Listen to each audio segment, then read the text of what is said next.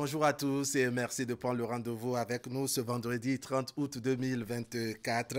L'actualité nationale avec cette ambition du Bénin et du Nigeria de conquérir le marché régional. Mercredi dernier, les deux pays ont posé un acte significatif dans ce sens, notamment l'inauguration d'un bureau de commerce portuaire sec dans l'état de Kano. C'est visiblement une avancée stratégique dans les échanges commerciaux et l'intégration économique entre les deux États voisins. C'est Fraternité qui nous informe ce matin et je vous renvoie donc à la une et dans les colonnes du quotidien Maison Fraternité en attendant que la revue de presse vienne nous en dire un peu plus en fin d'émission.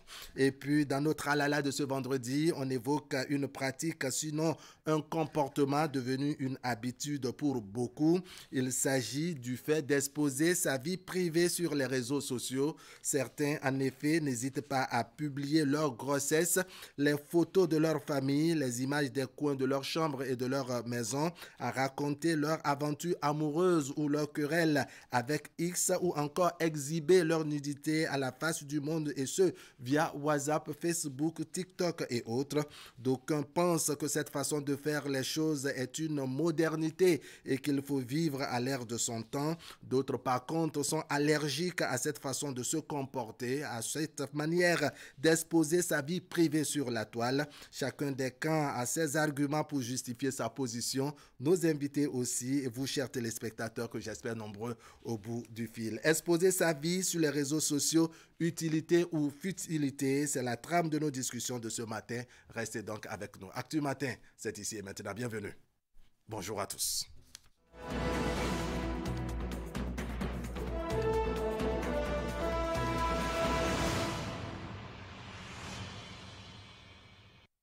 Allez, d'entrée, on s'informe avec le quotidien Maison Fraternité. Fraternité qui, ce matin, titre « Conquête du marché régional, un port sec à Kano, le Bénin et le Nigeria passent à l'offensive. » Et puis, colonie de vacances 2024, 200 filles unies pour l'inclusion, l'égalité et la diversité au nord du Bénin. Et puis 25 guépards à l'assaut du Nigeria et de la Libye, des choix et des interrogations. Le Bénin recevra encore à l'extérieur. Allez, achetez Fraternité, vous avez le reste des détails. La revue de presse viendra nous apporter un peu plus d'informations en fin d'émission. Ingrid, bonjour. Bonjour Ahab et bien bonjour à tous. Le bulletin matinal, c'est avec vous et d'entrée, on évoque cette 54e session ordinaire du comité interparlementaire de l'Union économique et monétaire ouest-africaine qui a commencé, sinon qui a démarré, c'était lundi dernier. Ça a connu son épilogue mercredi passé. La rencontre s'est soldée par deux grandes résolutions. De quoi s'agit-il exactement? On en verra dans le compte rendu tout à l'heure. Et puis les parlementaires de la région africaine sont aussi en conclave à Cotonou. C'est dans le cadre de la 9e Assemblée générale annuelle du réseau des parlementaires africains pour l'évaluation du développement. La rencontre qui coïncide avec le 10e anniversaire de création du réseau va permettre aux participants de faire le bilan d'une décennie d'existence du réseau. Allez, on développe tout ceci dans un instant.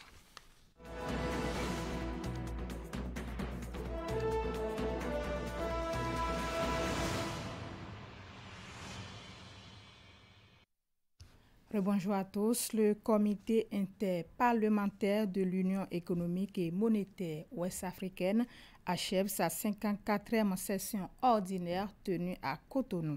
La rencontre déroulée du 19 au 28 août s'est soldée par deux grandes résolutions relatives à la sécurité et aux affres des inondations dans la sous-région. La cérémonie de clôture de ce double événement marquant aussi les 30 ans de création de l'UEMOA s'est tenue mercredi. William Cliquant pour les précisions. Les élus du comité interparlementaire de l'UEMOA compatissent aux souffrances des populations maliennes et burkinabées frappées de plein fouet par de récents actes terroristes. La première résolution de cette 54e session ordinaire est consacrée à la question. Le comité interparlementaire de l'UEMOA, vivement préoccupé par les conséquences dramatiques de la situation sécuritaire qui prévaut dans ces pays frères, soucieux de contribuer à instaurer un environnement de paix, de sécurité et de stabilité dans l'espace UEMOA, condamne avec la plus grande fermeté les attaques barbares dont sont victimes les populations civiles et militaires du Burkina Faso et du Mali. La seconde décision adoptée au cours de ces travaux est relative aux dégâts causés par les inondations dans 4 pays de l'espace UEMOA, le Burkina Faso, la Côte d'Ivoire, le Mali et le Niger. Le comité interparlementaire de l'UEMOA salue les efforts déployés par les autres autorités des pays impactés pour apporter une assistance aux populations concernées en vue de contenir les effets dévastateurs dans les zones touchées, recommande aux États de l'espace UEMOA de prendre des mesures préventives et des initiatives appropriées afin d'anticiper et de minimiser les effets et conséquences négatives des inondations sur les populations vulnérables. Les parlementaires du CIPUEMOA ont salué les commodités et facilités assurées par les autorités béninoises durant cette session à Cotonou. Le rapport général élaboré est adopté par l'ensemble des participants. Nous avons pu atteindre nos objectifs que nous nous sommes fixés malgré le volume de la tâche. Nous avons également passé en revue la situation sociopolitique dans les États membres de l'UEMOA et discuté des préoccupations qui touchent directement la vie quotidienne de nos populations. Une communication a porté sur la contribution de la politique agricole au sein de l'espace UEMOA dans l'atteinte de l'autosuffisance alimentaire. D'autres questions également importantes ont été abordées, notamment la libre circulation et les droits d'établissement. Cette session 2024 du CIPUEMOA est également celle du 30e anniversaire de création de l'Organisation d'intégration monétaire et économique dans la sous-région ouest-africaine. Une décennie de renforcement des capacités des parlementaires africains pour mieux légiférer, mieux contrôler et mieux évaluer les politiques publiques, réflexion, collaboration et perspectives. C'est autour de ce thème que s'anime la 9e Assemblée générale annuelle du réseau des parlementaires africains pour l'évaluation du développement. Les travaux de ces assises qui s'étendent sur 3 jours ont été lancés par le président de l'Assemblée nationale du Bénin, Louis Vlavonou Goliath Sanoussi. La 9e Assemblée générale annuelle du réseau des parlementaires africains pour l'évaluation du développement APNOD s'ouvre ici à Cotonou. Elle réunit plus d'une 50aine de députés béninois et d'autres venus d'une 12aine de pays africains. La rencontre qui marque la célébration des 10 ans du réseau porte sur le thème « Une décennie de renforcement des capacités des parlementaires africains pour mieux légiférer, mieux contrôler, mieux évaluer les politiques publiques, réflexion, collaboration et perspectives ». Après une décennie d'existence, il est donc nécessaire de marquer un arrêt pour évaluer le chemin parcouru. C'est justement cet exercice qui sera le point d'orgue de notre activité. Il faut, au-delà de changer les choses, mettre à jour, voire réfléchir à de nouvelles stratégies pour de meilleurs résultats pour notre réseau. Je sais que nous avons obtenu des résultats, mais nous devons également de nous poser la question si ces résultats sont satisfaisants et s'ils répondent à la vision des pères fondateurs de notre réseau. Créée en 2014, l'APNOD a pour vision de promouvoir l'efficacité du développement et la croissance inclusive en Afrique à travers l'utilisation des données probantes issues de l'évaluation du développement lors de la prise de décision et de l'élaboration des politiques. Les assises ont connu la présence du vice-président de l'Assemblée nationale d'Algérie et de la responsable division évaluation indépendante du développement de la Banque africaine de développement qui appuie le réseau. Depuis 2010, le Bénin s'est résolument engagé dans un processus d'institutionnalisation de l'évaluation et il est particulièrement satisfaisant de constater les progrès remarquables réalisés au fil des ans. Le président de l'Assemblée nationale du Bénin salue également les avancées réalisées grâce au réseau. En effet, dans le cadre de sa mission de contrôle de l'action gouvernementale, le Parlement béninois veille en permanence à ce que les politiques publiques soient mises en œuvre de manière efficace et transparente. En tant que plateforme dédiée au renforcement des capacités des parlementaires africains, l'APNOD a joué un rôle déterminant dans la promotion de la culture de l'évaluation sur le continent. Grâce à ces initiatives, les parlementaires africains sont désormais mieux outillés pour contrôler l'action gouvernementale, légiférer de manière plus éclairée et représenter les intérêts de leurs concitoyens avec beaucoup plus de rigueur. Cependant, il est certain que le développement ne peut se mesurer uniquement à travers des indicateurs économiques. Il doit être soutenu par des politiques publiques efficaces et une gouvernance transparente. Des formations et des panels sur diverses thématiques sont prévus au cours des travaux. Cette 9e Assemblée générale du réseau des parlementaires africains pour l'évaluation du développement APNOD prend fin ce vendredi 30 août. Éducation. Maintenant, plusieurs élèves ont participé au cours de renforcement au complexe scolaire Clé de la réussite. Pour marquer la fin de ces cours, les élèves s'étant distingués par leur assiduité et leur travail au niveau des sites de Bégamé, Zogbohoué, Ménotin et Calavi ont été encouragés par l'administration du complexe à Siongbon-Kanye et à Siongbon. Même la fin des cours de renforcement est sanctionnée par des récompenses au complexe scolaire Clé de la réussite. Les inscrits qui ont terminé meilleurs au cours de renforcement de leurs classes respectives, du primaire au secondaire, sur les sites de Bégamé, Zogbohoué, Ménoté et Calavi ont été primés et ont reçu chacun un lot de fournitures scolaires. Une façon de les inciter à faire davantage à la rentrée. Pour encourager et récompenser nos meilleurs élèves ayant suivi les cours de renforcement et les cours de vacances avec sérieux, assiduité, ces kits scolaires leur seront distribués pour mieux préparer une rentrée qui s'annonce à grands pas. Honorables invités, nous profitons de cette occasion pour souhaiter à chacun et à tous une bonne rentrée scolaire et académique 2024-2025. À l'occasion de cette cérémonie de remise, les meilleurs au baccalauréat ont porté témoignage du travail qu'abattent les enseignants chaque année. Occasion d'inviter les parents qui hésitent encore à faire confiance au complexe scolaire Clé de la réussite.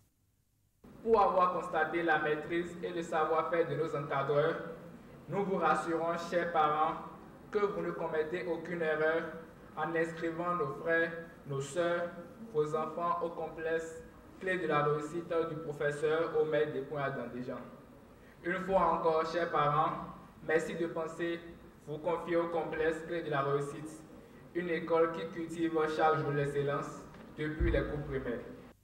Pour les examens nationaux de fin d'année scolaire, Clé de la réussite a brillé de par les résultats qui le classent parmi les meilleures écoles du Bénin.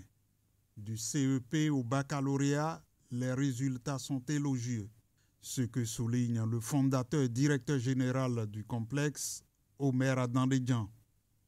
Au complexe Clé de la réussite, nous cultivons chaque jour l'excellence, comme en témoignent les résultats incomparables et satisfaisants obtenus aux examens nationaux 2024. Ainsi, au CEP 2024, nous avons obtenu les 100% traditionnels. De même, au CAP comme au BPC, nous avons obtenu sur nos sites de Calavi, de Ménotin, de Bégamé et de Zogbohoué des résultats très satisfaisants. au baccalauréat 2024, le complexe clé de la réussite a obtenu 7 mentions très bien, dont 3 au bac G2 et 4 au bac série D, avec le premier du département du littoral au bac toutes séries confondues et le 6e du Bénin au bac série D, avec le 5e du Bénin au bac série G2. En plus des 11 mentions bien, Clé de la réussite a obtenu 40 mentions assez bien sur les 212 admis au bac 2024. Une messe d'action de grâce a été dite par le curé de la paroisse Marie Auxiliatrice de Ménotin, Charles Aladé, en prélude à la cérémonie de remise. Ce dernier a exhorté les apprenants à plus d'engagement en donnant l'exemple de Saint-Augustin. Les apprenants repartent avec des fournitures bénies par le curé. Les cours de renforcement prennent fin ce vendredi au niveau des différents sites.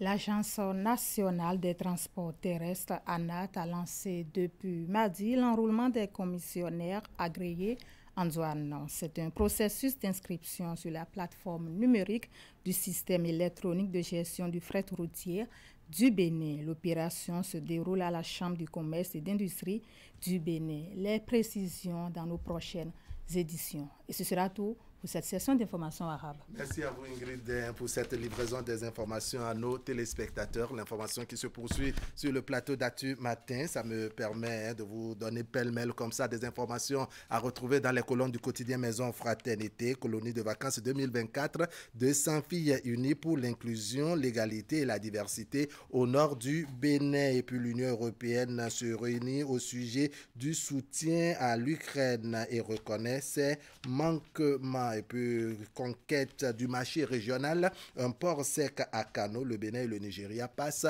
à l'offensive. Et puis, il y a eu mise en service des marchés modernes. C'est Glazoué qui est à l'honneur cette fois-ci. Et puis, la 6e consultation régionale des INDH en Afrique de l'Ouest, des résolutions pour le renforcement des droits humains. Information sportive tout à l'heure, en attendant de rejoindre tout à l'heure Candide Houet, 25 guépards à l'assaut du Nigeria et de la Libye, des choix et des interrogations. Le Bénin recevra encore à l'extérieur. Et puis tirage au sort de la Ligue des champions 2024-2025, les adversaires du Real Madrid et d'autres grandes équipes. Information sportive à poursuivre avec Candide Houet. Candide, bonjour.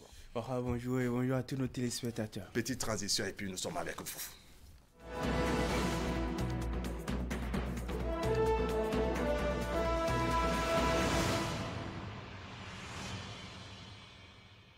Alors, Candide, hier, mercredi, à Monaco, en France, il y a eu le tirage au sort de la Ligue européenne des champions.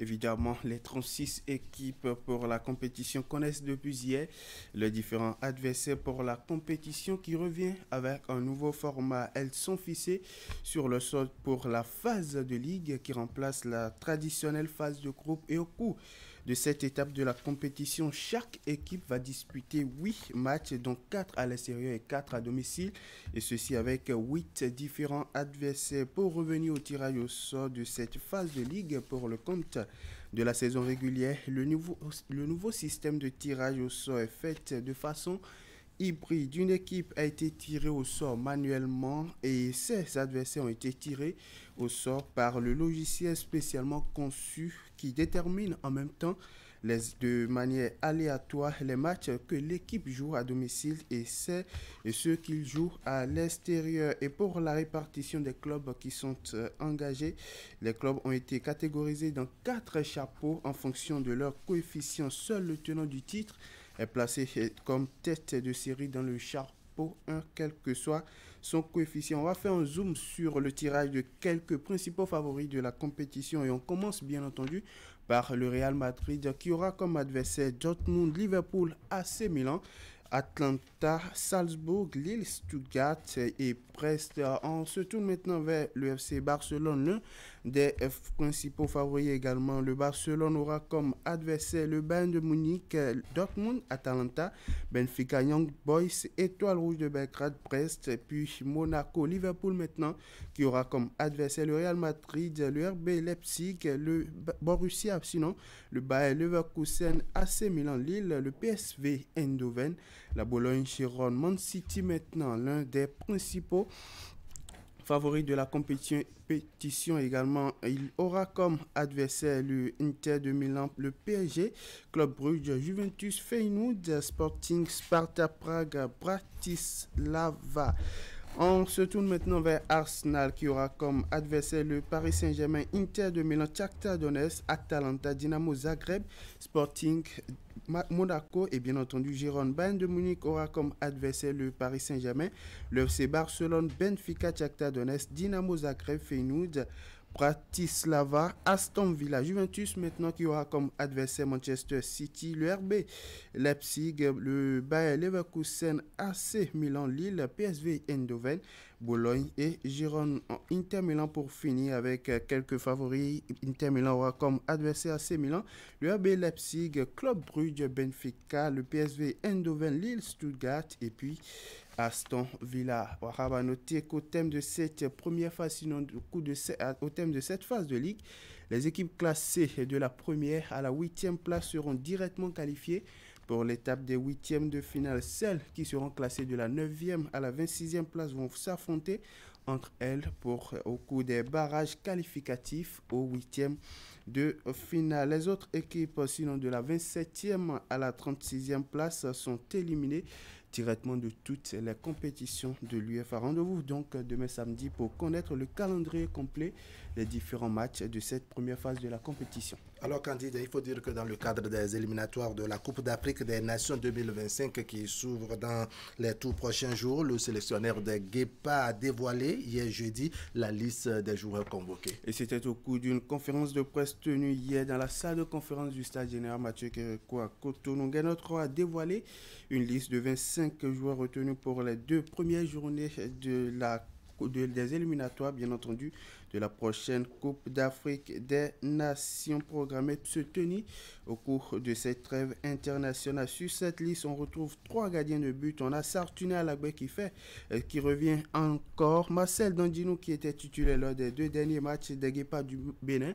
Abdelkarim Rahman. En défense, on a Rodrigue Fassino qui revient à nouveau dans la liste de Guénotre. Cédric Moutondi, David Kiki, Rachid Moumini, Yohan Roche, Rabiou Sankamao, un nouveau qui non Bachirou Sika, Mohamed Tidjani, Olivier Verdon. En milieu de terrain, on a Matteo Arlenvi, Mariano Arwangwa, Romaric Amoussou, l'ancien joueur de Coton bien entendu, Bachirou Atidjakou qui est l'un des 2 nouveaux joueurs convoqués par Guénotre, Cécile Almeida, Dodo Dokou, Imouran Hassan et bien entendu Junior Olaïtan. En attaque, on a Diodel Dossou, Andreas Fontondu, Steve Mounier, Tosin Ayegoum, Marcel Dandinou et Steve Warren Traoré qui, comme Andreas Fontondi, font leur retour en sélection. Faut-il le rappeler, Andreas Fontondi, lors de la prochaine sortie des Guépards du Bénin, était blessé. C'était la raison pour laquelle il n'était pas de la partie. Steve Warren Traoré, lui, était absent pour faute de compétitivité entre les jambes. Il faut dire que sur cette liste, on a 2 nouveaux joueurs, comme je l'ai dit, et bien entendu le retour de certains joueurs et aussi la présence plus que remarquée de Diodel Dossou et bien entendu de Sartuné Alagbe, des joueurs qui sont en manque de compétition et dont Guénotre a encore confiance, en qui Guénotre a encore confiance et leur a fait appel. Je vous propose ici un extrait de Guénotre, le sélectionneur des Guépards du Bénin, qui explique pourquoi ces choix. Nous ne faisons pas partie des entraîneurs qui jettent les joueurs parce que pendant 1 ou 2 mois, ils sont en difficulté. C'est un joueur qui a beaucoup de mérite pour son pays. C'est un joueur irréprochable. C'est le vice-capitaine de l'équipe. Avant de l'écarter, de le jeter, on lui donne encore la possibilité de venir en tant que 2e ou 3e gardien pour jouer le rôle dans le groupe qui est très important. Un rôle d'ancien, un rôle de grand frère, Dodo est là pour le confirmer, et un rôle qui, pour le coach, très important. Et Dossou Jodel, avec ce qu'il a fait au mois de juin, sans avoir joué dans son club à Sochaux ou alors juste en réserve, et avec les propositions qu'il a maintenant de Ligue 2, il y a 2 clubs de Ligue 2, je pense qu'il va signer avant la fin du mercato. Et surtout, il est dans l'entraînement, c'est-à-dire il s'entretient, il fait comme tous ceux qui n'ont pas joué dans le pays, hormis le stage qu'il y a eu avec Moussa. Ils ont eu 10 jours de trucs, mais après, ils se sont entretenus par eux-mêmes.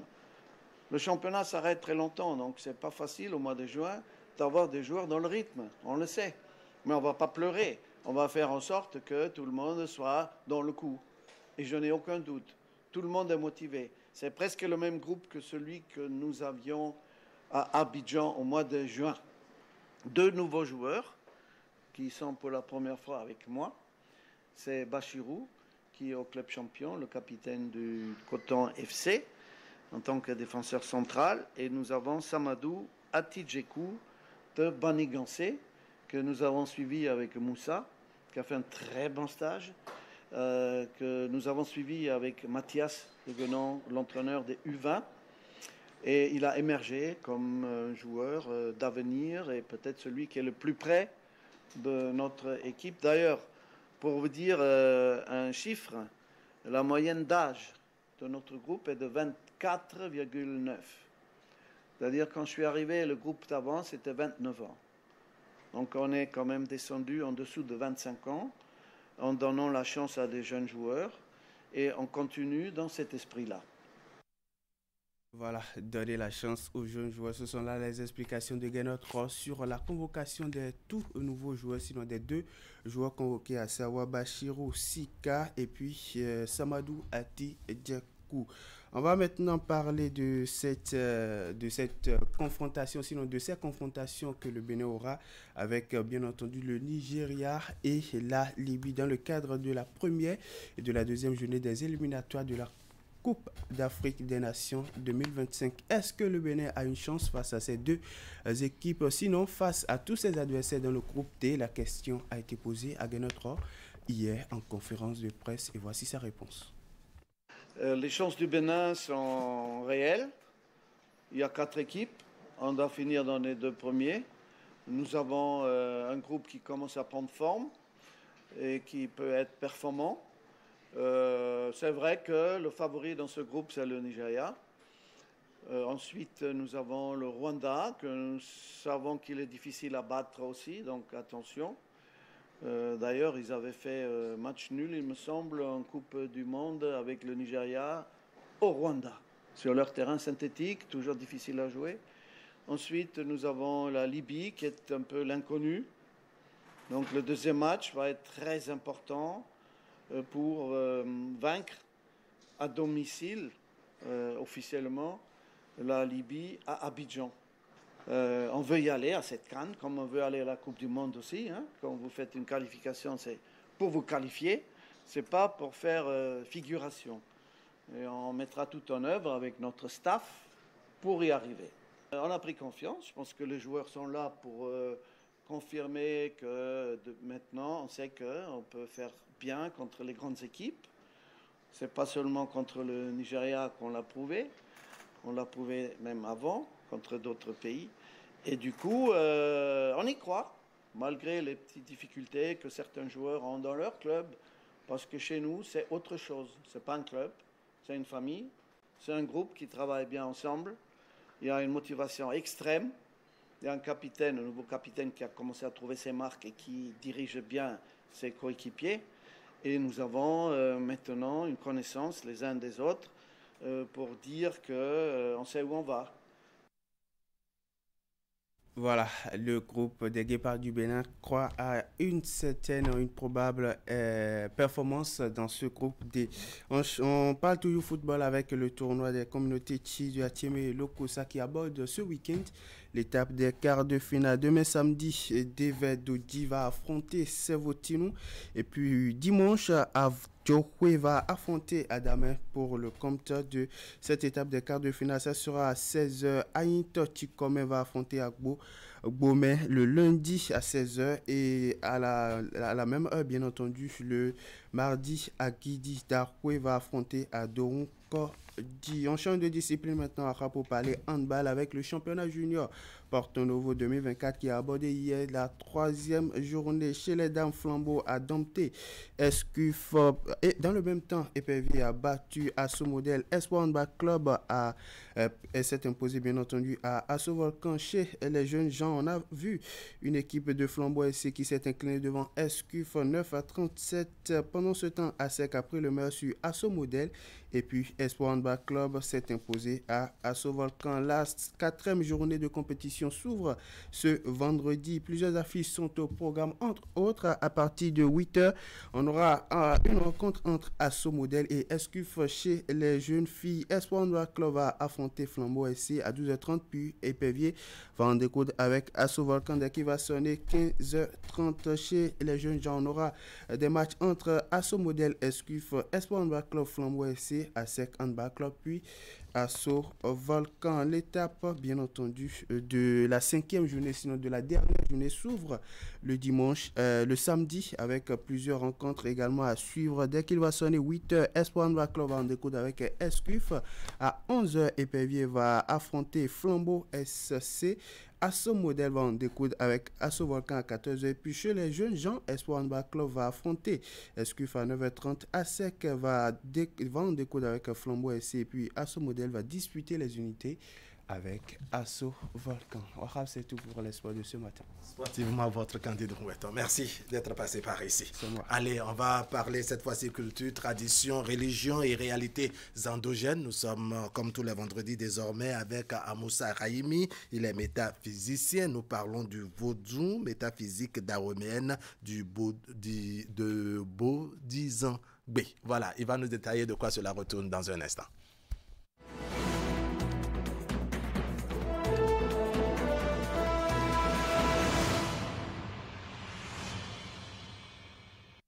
Ce mot quelque peu rébarbatif qui me revient comme ça, Bodizangbe.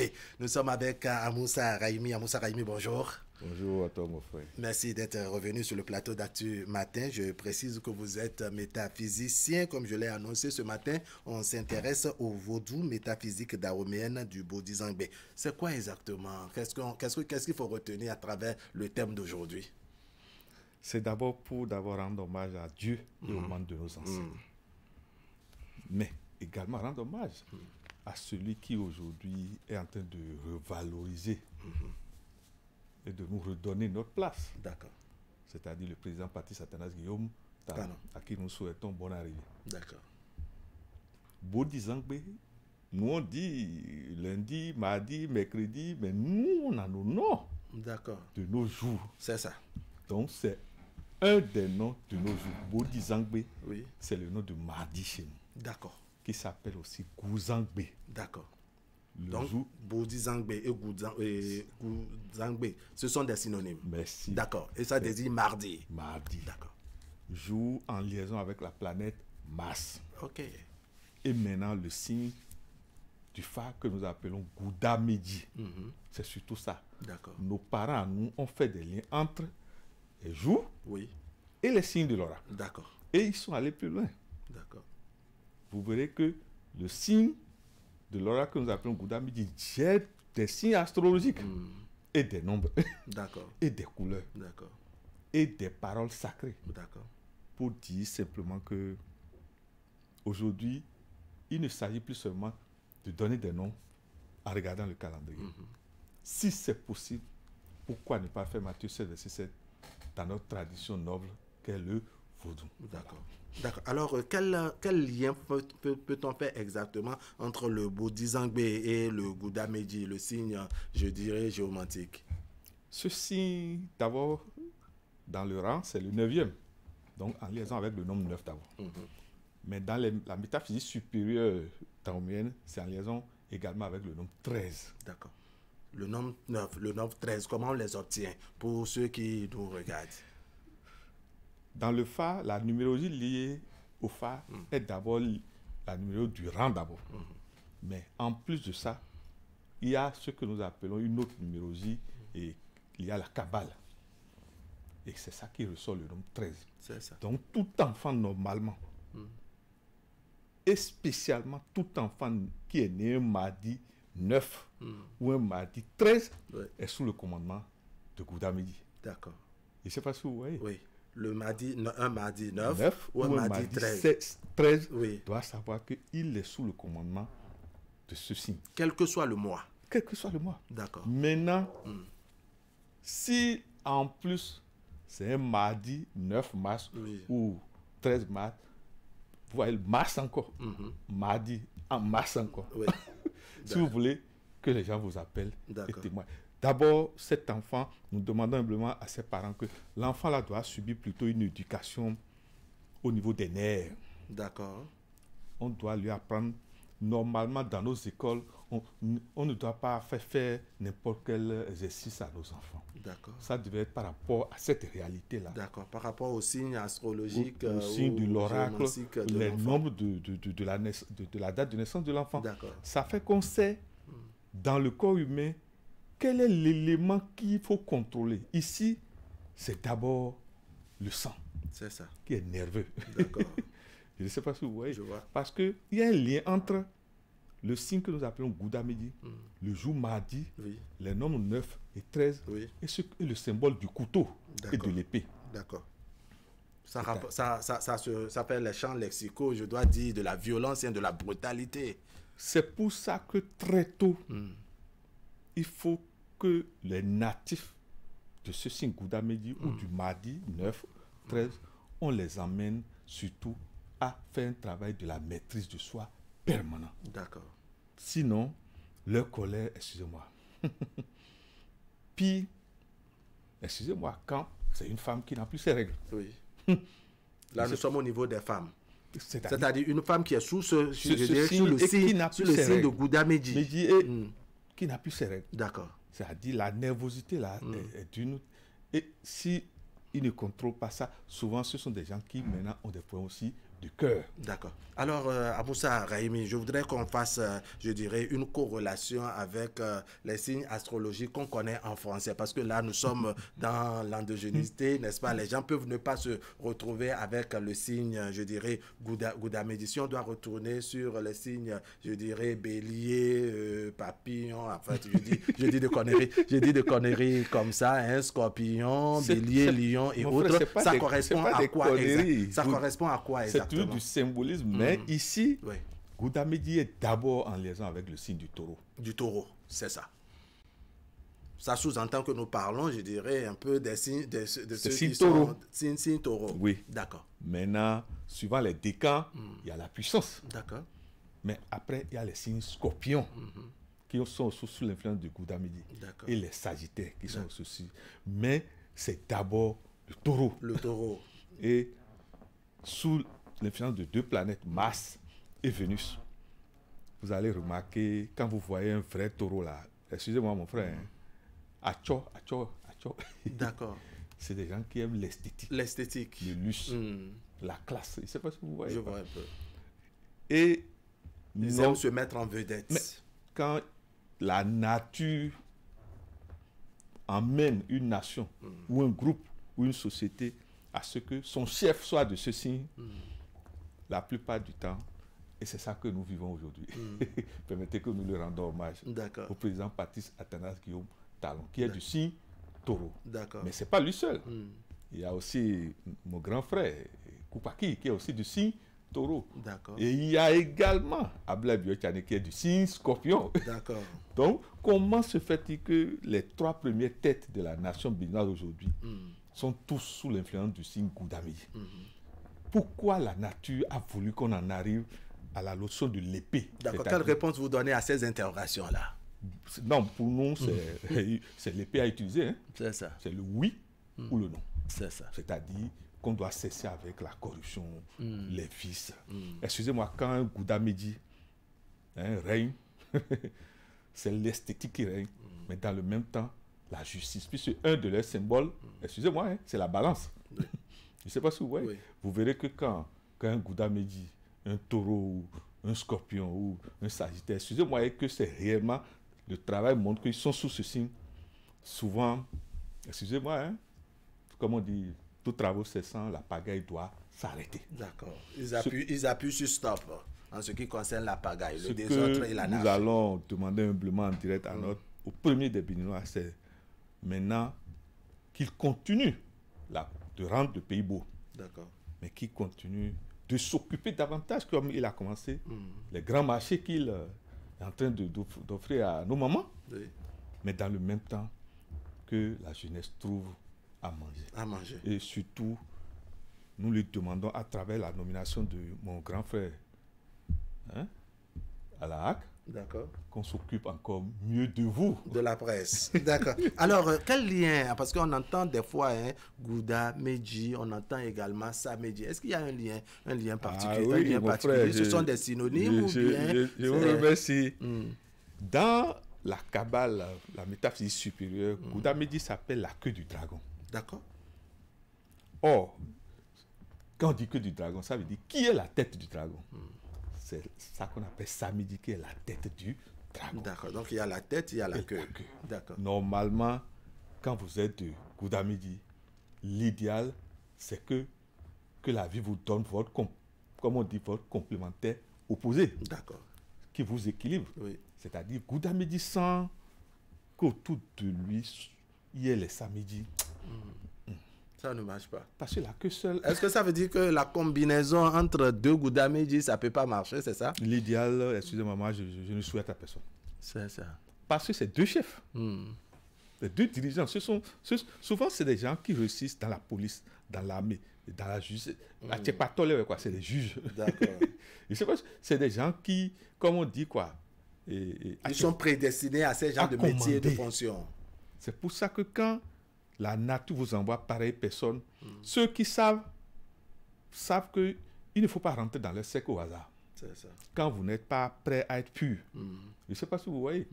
Parce que, excusez-moi, surtout quand ils deviennent chefs, ils prennent totalement conscience de leur devoir karmique. D'accord.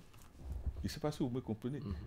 Le Gouda Medji, une de ses paroles dit que l'arbre qui croise avec le métal n'a pas bonne santé. C'est ça. L'arbre qui croise avec le métal n'a pas bonne santé. Je veux que vous analysez cette parole. L'arbre qui croise avec le métal n'a pas bonne santé. D'accord. Est-ce que ça sous-entend un peu comme quand on prend la scie, n'est-ce pas, pour tailler un arbre ou bien un bois? Vous êtes déjà en train d'expliquer une des paroles que j'ai choisies aussi. Il dit le couteau tranchant coupe et le sang jaillit. C'est ça. Le couteau tranchant coupe et le sang jaillit.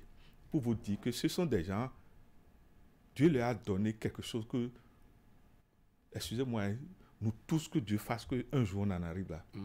La capacité à dire oui ou à dire non. Parce que pour dire oui ou non, excusez-moi, il faut être indépendant financièrement d'abord. D'accord. Sinon vous ne pouvez pas faire ça. Analysez, hein. Mais Mado Tchengi. Oui, mais. Non, mais je ne sais pas si vous voyez.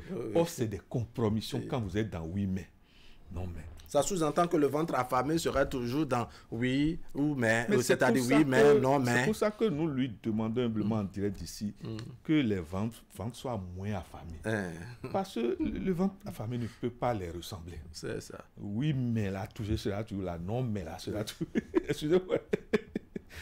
D'accord. Alors, on va évoluer un peu dans le débat. Le Samedji correspond à quel signe? On a vu que le Gouda Medji, n'est-ce pas, correspond dans les signes astrologiques, je dirais, au taureau. Vous avez parlé un peu de scorpion également. Maintenant, le Samedji correspond à quel signe? Que, si plaît à Dieu, on va aussi en parler. Oui, beaucoup plus détaillé. C'est d'abord les Gémeaux. Les Gémeaux, d'accord. Et si vous voulez analyser, vous pouvez faire une enquête sur quand on dit sorcier ou sorcière là. Et non moins le aimer. C'est ça. Je ne sais pas si vous comprenez. Parce que d'abord. Edouard Agma. Erouambe, comme on dit dans nos langues. Pour vous dire que nous ne les insultons pas. Oui, oui. Ils sont venus comme ça. C'est des pouvoirs. Je sais pas. Chacun doit assumer ce que Dieu lui a remis. Je ne sais pas si vous suivez. Seulement que ce que nous leur demandons, c'est de contrôler l'élément air. C'est-à-dire, les jumeaux sont d'une instabilité. Excusez-moi, hein, il est capable de vous dire oui le matin et à midi. Ils sont trop ambivalents, comme on dit. Ils balancent... Et qu'il me pardonne, hein, oui. Ça fait que quand ça est quelque part et que la nature ne le fait pas contrôler par Gouda, ça ne marche pas. Parce que j'allais vous poser la question de savoir comment la queue peut fonctionner, je dirais, sans la tête qui conduit. Est-ce que vous êtes d'accord avec moi? Si vous voulez, mon frère, faites une expérience que je ne vous souhaite pas, mais si vous voulez comprendre ce que vous avez dit, très tôt le matin, prenez l'eau pour vous laver sans mettre de l'eau chaude dedans et commencez par la tête. Vous saurez pourquoi c'est plutôt les pieds qui commandent le réveil. C'est ça. Je ne sais pas si vous voyez. Oui, quel effet ça peut donner? Mais ça peut coaguler le sang. C'est ça. Le fait que le matin, l'eau, vous voyez la fraîcheur, oui, et vous commencez par la tête. Il vaut mieux commencer par les pieds. Ça fait que le sang se réveille par gradation. C'est ça. Je ne sais pas si vous commencez par les pieds, vous venez juste peut-être au genou d'abord, après genou, hanche, après hanche. Vous montez. Et c'est maintenant vous venez au niveau de la tête. Pour vous dire quoi? Normalement, chaque soir, chacun de nous doit mettre ses deux pieds. C'est une des pratiques des Goudas. D'accord. Dans une bassine en plastique, de l'eau tiède, salée, si possible citronnée, au moins les deux pieds pendant 10 minutes. Pourquoi? Vous êtes venu ici maintenant. À quel moment de la journée, par exemple? C'est mieux le soir, toujours avant d'aller dormir. D'accord. On revient sur le pourquoi maintenant. Ah. Vous avez quitté la maison. Moi aussi, j'ai quitté. Maintenant, nos pieds vont passer par... un peu partout. Oh, les pieds enregistrent. C'est par rapport à votre question que les pieds enregistrent. Mais le soir, si vous ne faites pas le travail de purification, de nettoyage, c'est ça qui fait qu'on fait de mauvais rêves et souvent les projets ne marchent pas. C'est ça. Vous verrez, celui qui fait ce pareil pratique, ses prières marchent plus vite que celui qui ne fait pas pareil pratique. Nous, les musulmans, vous voyez, quand à chaque fois à l'ablution, on nettoie toujours le pied, les pieds. On peut aller plus loin en faisant plutôt ces rites-là. D'accord. Ce sont des rites qui reconfigurent notre être chaque fois et qui nous éloignent des maladies. Pour vous dire que celui qui veut réussir a besoin de ce que nous appelons le code Gouda Medji. D'accord.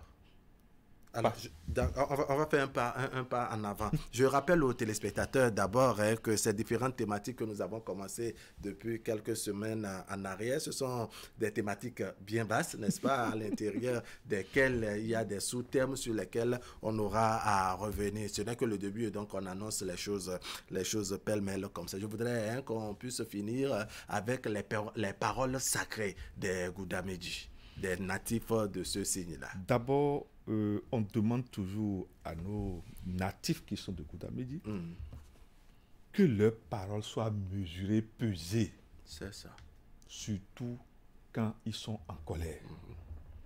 Parce que on dit dans la tradition que au haut des Djaï et Mnobeba, c'est ça. Au haut des Djaï, la parole qui est tombée ne se ramasse plus. D'accord. Oh, la parole de Gouda Medji, quand c'est tombé, c'est Jean, il dit au lion, va me chercher ce que je t'ai demandé et me ramener ça. D'accord. Je ne sais pas si vous me comprenez pour vous dire que on demande souvent aux natifs de Gouda Medji de ne pas promettre. De ne pas faire des promesses. C'est ça. Pourquoi? Ah, parce que, excusez-moi, ce signe a quelque chose. Quand ce signe est en joie, ce signe fait souvent des promesses. D'accord. Et pourquoi pour les promesses, si ce sont des promesses de bonnes promesses, est-ce que c'est mauvais? C'est là où j'en viens maintenant. D'accord. Maintenant que il a fait de bonnes promesses, excusez-moi, dans tout signe, il y a son négatif et son positif. Effectivement. Voilà, tu allais faire promesse sans avertir samedi. C'est ça. L'instabilité parfois de l'air, comme on dit. Mais l'ouragan va rentrer dans ta promesse. C'est ça. Et tout va s'envoler. Et voilà, ceux qui ne sont pas de hauts initiés ne comprendront pas. Je ne sais pas si vous voyez. Oui. On demande souvent aux natifs qui sont de ce signe Gouda Medji, souvent qui sont nés mardi ou qui portent les noms 9 ou 13, d'éviter de parler, d'éviter de porter des objets tranchants. Je ne sais pas si vous voyez, d'éviter le rouge si possible, surtout le mardi. D'accord. Et le noir aussi, surtout le mardi. Quelles sont les conséquences de ces genres de choses? Les couleurs rouges, par exemple, le noir et autres, bref, les objets tranchants et autres qu'ils doivent porter sur eux. Qu'est-ce que cela peut avoir? Pourquoi on les empêche d'avoir ces genres de choses sur eux? Quand, par exemple, un natif de Mardi qui est né pire, un 9 ou un 13, par exemple, a un couteau sur lui. Excusez-moi. Or, une de leurs personnalités qu'on leur demande de contrôler, c'est la colère. Mais à tout moment, quand ils sont en colère, excusez-moi, comme dit la parole, le couteau tranchant coupe et le sang jaillit. D'accord. C'est-à-dire, ce sont des gens qui ne savent pas faire à peu près. D'accord. Ils doivent bon. Je suppose que la personne, c'est un boucher, que la personne, c'est un cultivateur qui doit garder, je ne sais pas, son coupe-coupe, son matériel de travail sur lui. C'est peut-être un forgeron qui doit avoir tout le matériel qu'il faut et qui sont bien entendu des objets tranchants et autres. Comment il fait dans ce cas de figure, alors qu'il est natif placé sous le signe normalement, de Goudaméji? C'est rare qu'un natif de Mardi, de Goudaméji et du nombre 9 ou de 13 là, soit dans ces genres la de métier. plupart du temps, c'est des juges. C'est des policiers, c'est des gendarmes. Ils sont dans le commandement. Je veux que vous me compreniez. Oui. Non, on vous comprend très bien, mais on sent que dans la pratique, par exemple, tout le monde n'a pas eu la chance, par exemple, d'aller à l'école pour pouvoir être juge, pour pouvoir être avocat, personne qui est née et autres. Mardi, qui peut se signer ses noms d'aller être dans ces métiers. C'est ça. Ils ne sont pas heureux. Parce que au moment... D'abord, un enfant de Goudaméji qui est commerçant. Vous allez voir, c'est toujours lui qui a des problèmes autour de lui. C'est ça. Parce que, accordez-nous le duel ou l'âme, je ne sais pas comment il va vous dire ça. C'est-à-dire, moi, un chef né, un roi né, maintenant, regardez, lui, il a 5 francs dans la poche, il m'embête. C'est ça.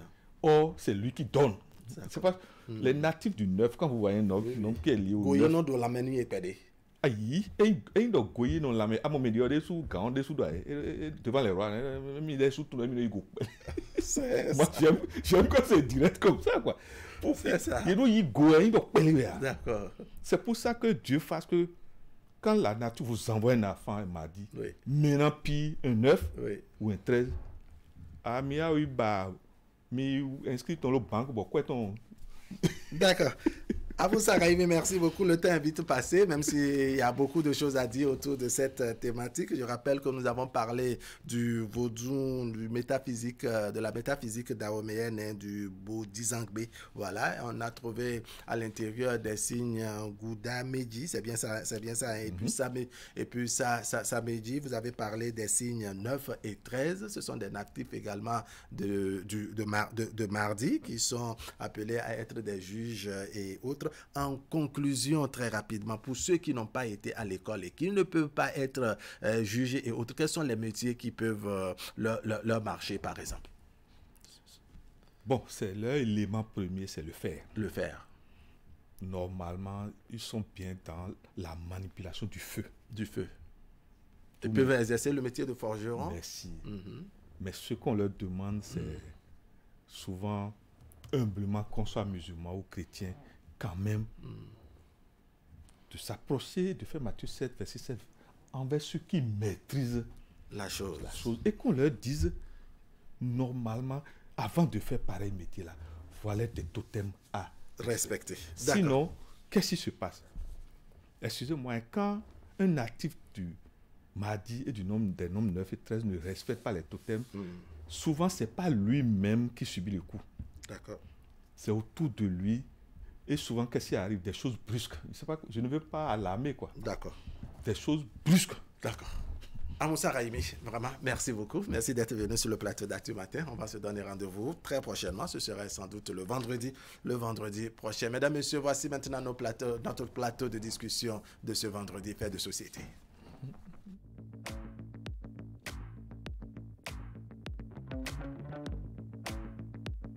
Profitez des Corsair Days et envolez-vous vers Paris et 19 villes de province à partir de 421 460 CFA aller-retour hors frais de service. Alors retrouvez-nous vite sur flycorsair.com et en agence de voyage. Corsair, voyagez en bonne compagnie. Bienvenue au Canal Plus Campus. Ici, on a des cours de séduction avec le bachelor. Toutes les filles du lycée du cours après. Mais on a aussi des vrais sportifs, hein, les meilleurs du monde. Le midi, c'est vous le chef. On vous donne les instructions et vous préparez le repas. Pour les artistes, tentez votre chance à notre concours de chant, La Dernière Voix.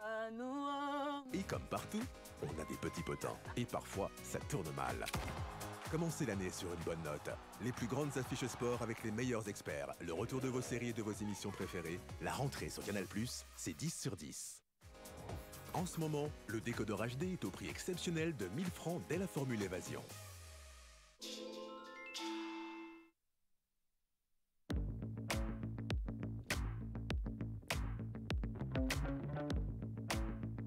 Profitez des Corsair Days et envolez-vous vers Paris et 19 villes de province à partir de 421 460 CFA aller-retour hors frais de service. Alors retrouvez-nous vite sur flycorsair.com et en agence de voyage. Corsair, voyagez en bonne compagnie.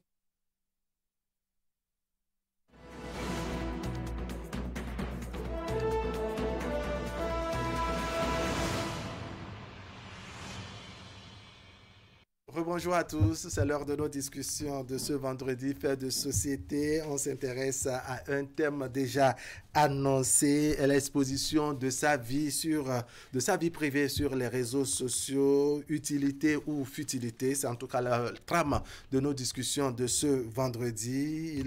C'est connu de tout le monde, hein.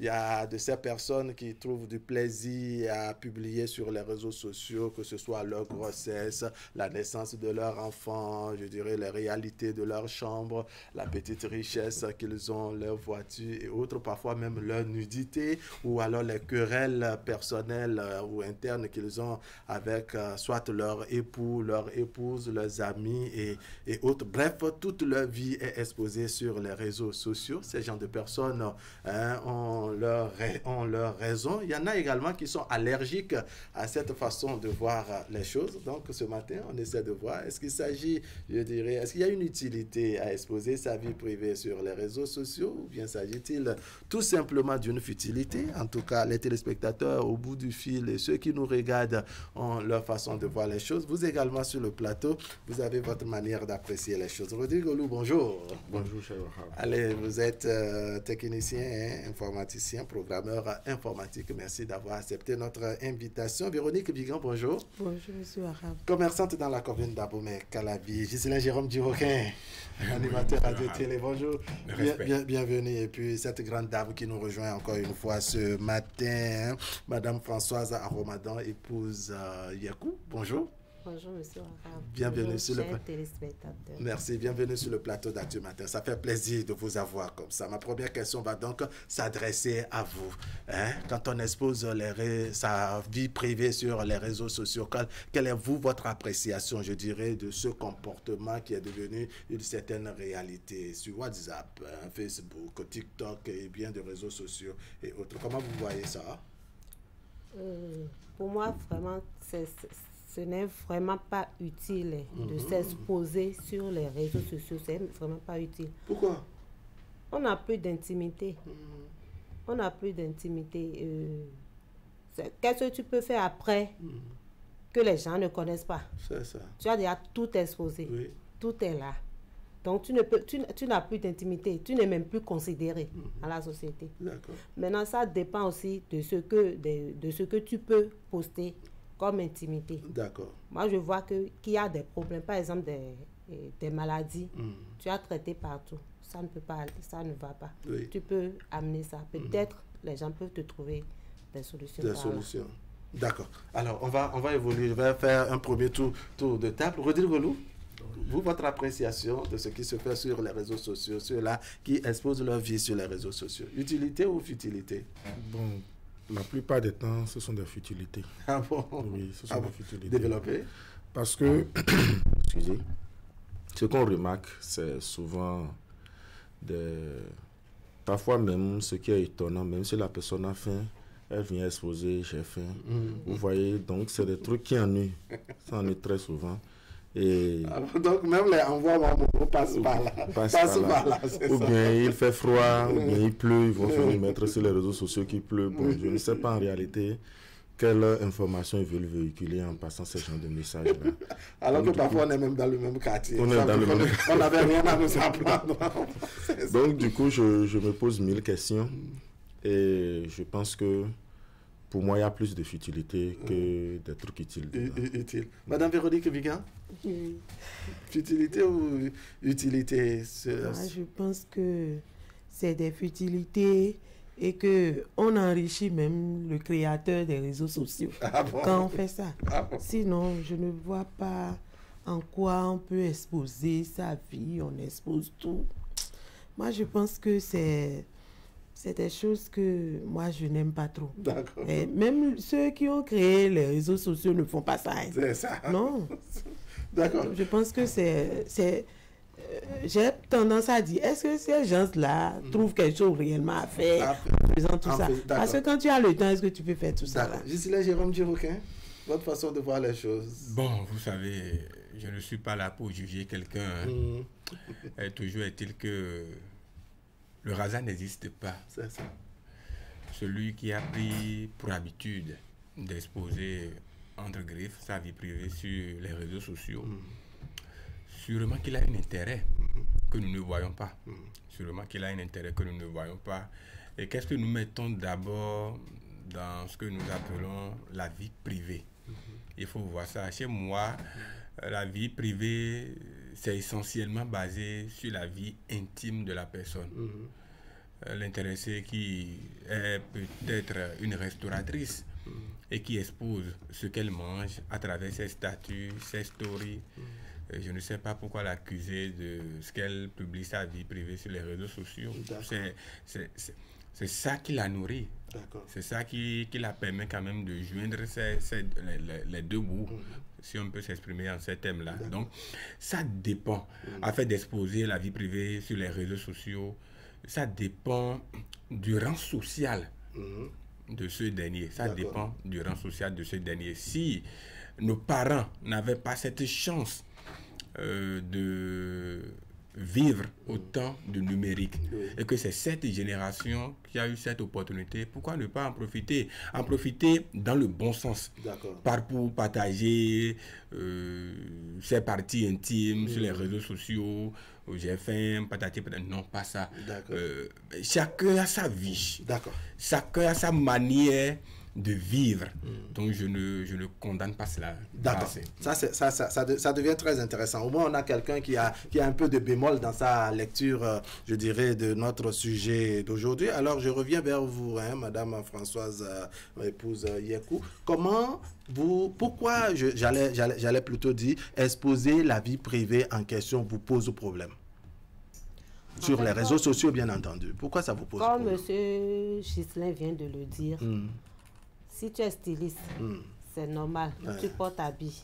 C'est normal que tu postes ça. Oui, jusque-là, ce n'est même pas une vie privée. Ce n'est même pas une vie privée. Ça, une vie privée, c'est ton métier. Encore que c'est un peu comme l'atelier que tu as ouvert au bord de la voie, n'est-ce pas, que tu essaies de faire sa publicité. Il le faisait dans sa chambre. Oui. S'il le faisait dans sa chambre. Vous allez parler d'une vie privée, qu'il a exposé ses meubles, qu'il a exposé sa chambre, que c'est sa vie privée, vous allez dire ça, non? S'il essayait de publier quoi? C'est-à-dire son atelier en question, bien de publier juste la vie privée. Les habits dans sa chambre, dans son salon, où on voit derrière les enfants, on voit derrière peut-être ses meubles, etc. Il expose, on parlera de sa vie privée à ce niveau, non? Oui, là on peut montrer sa vie privée, d'autant plus que c'est son salon. Il peut être dans son salon, rester dans un coin et le faire. Au lieu de montrer tout. Puisque l'objectif est de mettre l'accent sur ce qu'il veut vendre, ce qu'il sait faire. D'accord, on vous écoute, Madame Yekou. Maintenant, quand on a un problème, aujourd'hui, moi j'ai remarqué quoi? On a un problème, ou bien on est à l'aise. C'est qu'on veut tout passer, on veut passer ce message-là, toujours par les réseaux sociaux. J'ai changé de moto, j'ai changé de voiture. Ou bien j'ai pas mangé aujourd'hui. Au lieu de prier, on ne prie plus avec notre bon Dieu. C'est sur les statuts qu'on prie maintenant. Les prières là passent par les statuts. Je me rappelle un jour, j'ai posté un écrit où on disait j'ai mal. Ils ont juste écrit j'ai mal. Quand j'ai mis ça, j'ai un ami prêtre. Il m'a appelé automatiquement. Il dit, Madame François, tu as quoi? Je dis, mon père, ça ne va pas. Il dit, ça ne va pas, c'est sur statut, tu vois, mais ça enlève-moi sa vie. D'accord.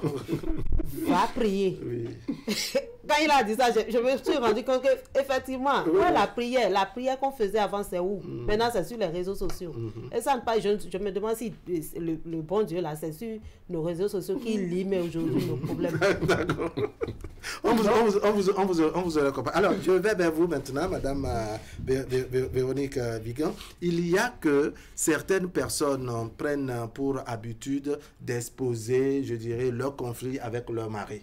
Ils ne sont même pas encore à la phase de divorce et autres, mais il y a peut-être un malentendu au sein du foyer et rapidement, si on n'écrit pas ça sur statut, n'est-ce pas, c'est que c'est sur sa page Facebook avec les initiales du conjoint, ou alors c'est que c'est sur TikTok qu'on essaie de raconter l'histoire et on attend que vraiment les autres viennent au secours. Comment vous appréciez cela? Chez nous, moi, je ne prends pas ça en bien. Si vous êtes quelque peu allergique à cette façon de faire les choses. Hein? Non, c'est pas ça. Vous voyez, et nous avons une dignité. Tous les jours n'est pas dimanche comme on le dit. Il peut arriver des problèmes.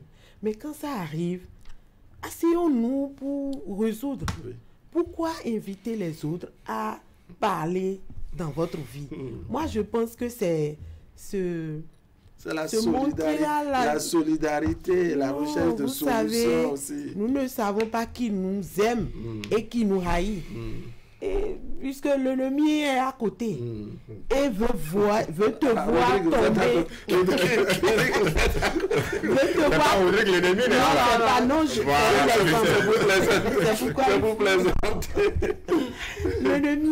L'ennemi cherche toujours à comprendre ce qui ne va pas chez toi. Puisque on te voit, vous avez vu, madame, elle est toute belle ce matin, mais elle a ses soucis qu'elle trimballe, que personne ne le sait pas. Mais comme ça, quand tu fais ça, tous ceux qui veulent te tomber vont courir en même temps pour dire, notre personne là, tu vois, elle a écrit quelque chose. Il faut qu'on entre en même temps pour comprendre. Et on va tout faire pour tout. Moi, je pense que c'est exposer sa vie, c'est pas une bonne chose. D'accord. Allez, je rappelle que le débat, nous le faisons avec nos téléspectateurs. Hein. La régie va nous accompagner à ouvrir la ligne et prendre les impressions des uns et des autres. Alors, je reviens vers vous. Maintenant, vous, Ghislain Jérôme Diroquin. Est-ce que vous ne trouvez pas que c'est un peu de trop lorsque on essaie d'amener sur la place publique comme ça, à travers les réseaux sociaux et autres, sa vie conjugale, les conflits entre mari et femme, on vient exposer ça sur les réseaux sociaux? Est-ce que là, vous pensez que c'est vie privée ou bien c'est naturel, comme vous l'avez dit dans votre première prise de parole?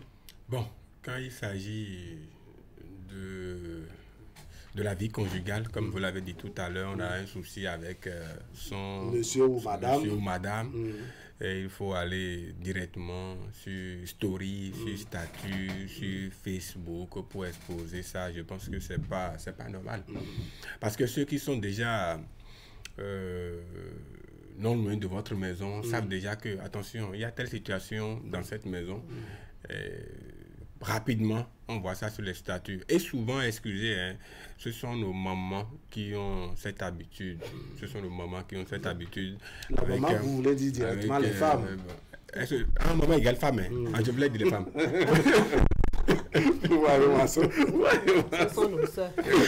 Voilà. Ce sont nos soeurs qui ont pris cette habitude-là. Et juste un petit souci qu'on peut régler déjà dans sa chambre. Déjà, il y a des femmes, bien des hommes, si tu veux vraiment savoir ce qui se passe dans leur chambre-là, va sur le statut. Tu verras ça. Est-ce bon qu'un mari dépose 300 à la maison tout en laissant une femme et 3 enfants? Automatiquement, on comprend que dans la maison, il y a 3 enfants. On a déposé 3 enfants. Voilà. Mais il y a des gens, ils ont des situations dans leur chambre, ils ne savent réellement pas à qui s'adresser. Ces gens de personnes peuvent quand même aller sur TikTok, je ne sais pas, s'ils sont fans, et prendre un autre prénom pour exposer le cas.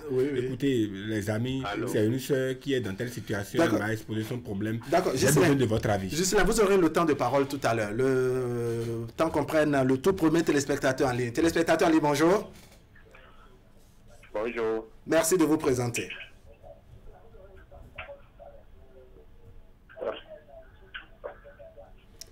Téléspectateur Ali, bonjour. Oui, bonjour monsieur. Merci de vous présenter. Raphaël Kouachivi depuis Saint-Rita. Raphaël Kouachivi. Oui. D'accord. Monsieur Kouachivi, vous allez faire l'effort de baisser littéralement le volume de votre téléviseur. Ça permettra d'avoir la netteté du son des deux côtés. D'accord. D'accord. On vous écoute. Ok, merci. Et je salue tous les débatteurs. Les débatteurs vous répondent. Et le monsieur. Le débat est vraiment intéressant. Merci. Et moi, je veux aller tout droit vers le monsieur. Parce que... Vers lequel des messieurs? Ça fait 3 messieurs sur le plateau. Hein. Ah, celui qui a un chapeau. D'accord. Je voudrais quand même le remercier parce que chacun a sa vie et chacun a son travail. Si on publie quelque chose sur les réseaux sociaux, c'est peut-être concernant le travail que la personne fait. Et peut-être, moi par exemple, je suis un gestionnaire immobilier et chaque fois, je dois poster les parcelles, les chambres, des trucs qui ont trait à mon activité. Oui. Donc, cela ne veut pas dire que je suis en train d'exposer ma vie privée parce que c'est à travers ça que je vends mon service, mes activités. Voilà. Ce qu'on va condamner un peu est que peut-être certains mettent de n'importe quoi sur les réseaux sociaux. Par exemple, la dame l'a dit tout à l'heure, j'ai fait et j'ai tel problème avec telle personne et c'est ça on expose. Je pense pas que c'est trop bien. Oui. Voilà un peu ce que moi j'ai.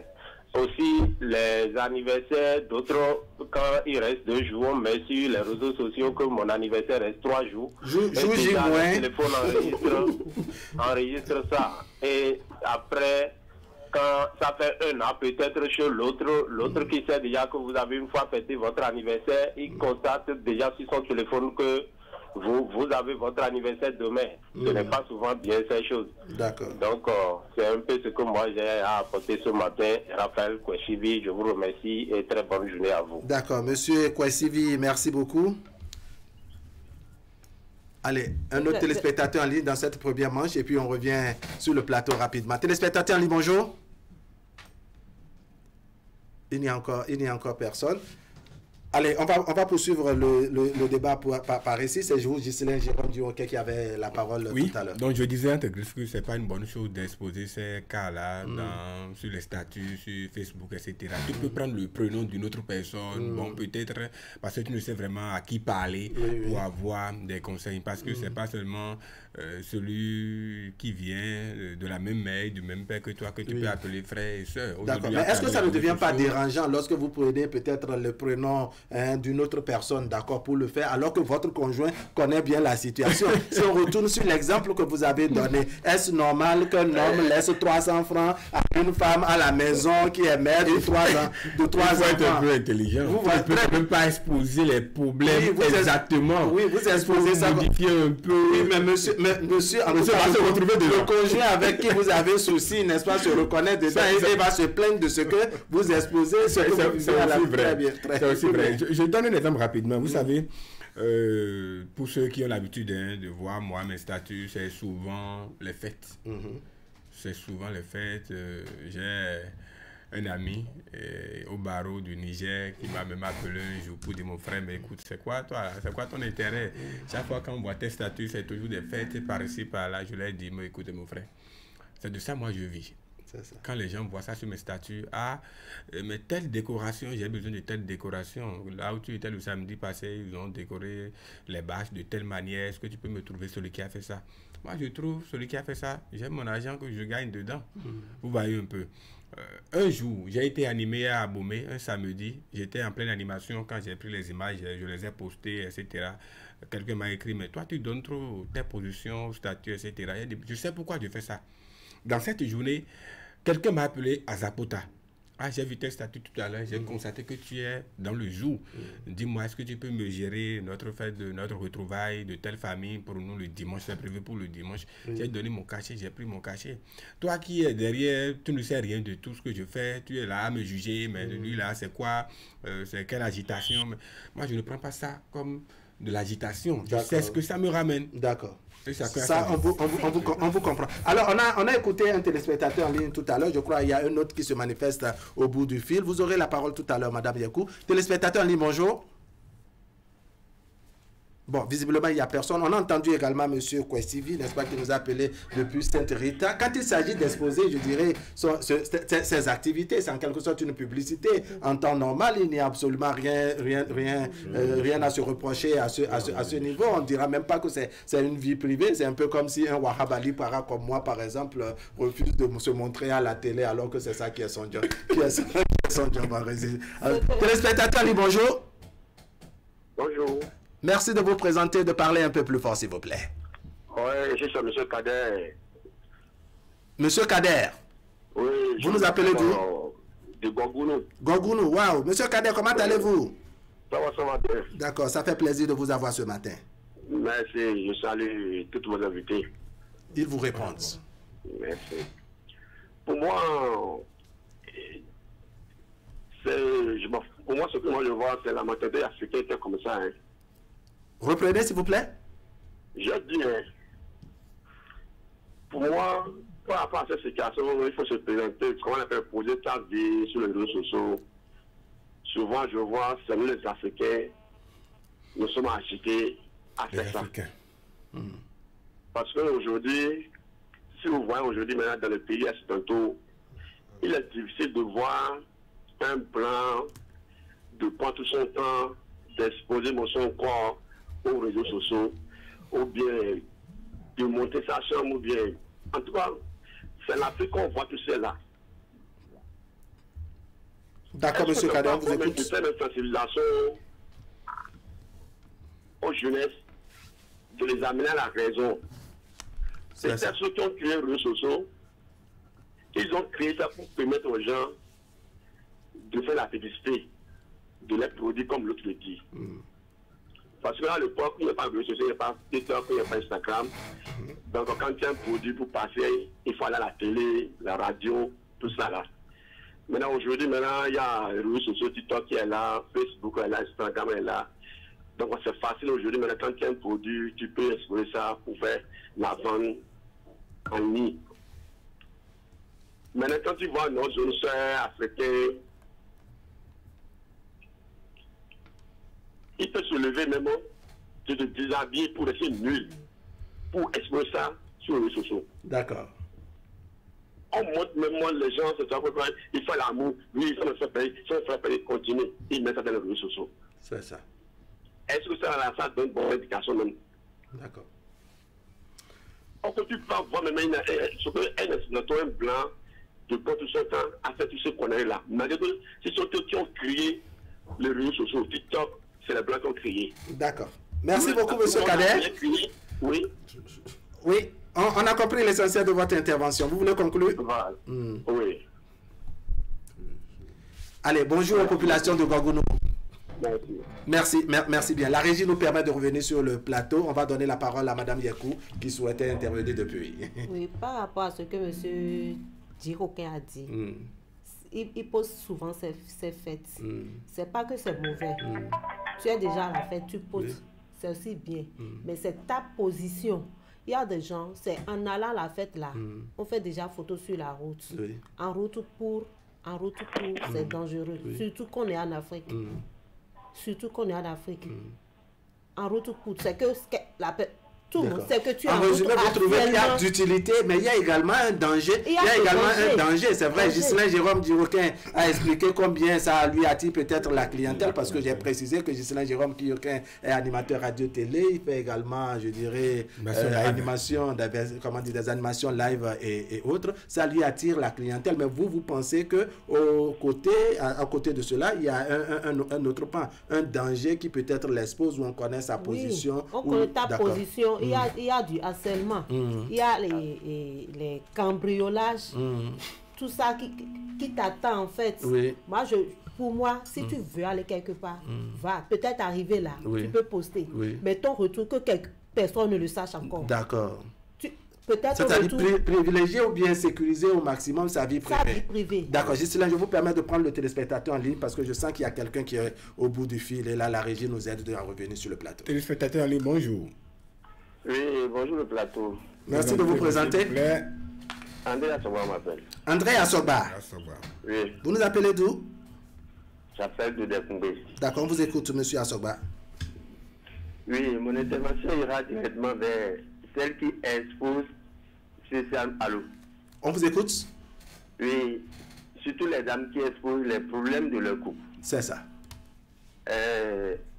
On dit parfois, on dort affamé, mais on se réveille tout joyeux. Parfois, il y a de ces dames-là, les problèmes qu'ils ont entre leur époux et elle devient, c'est pas, un débat public.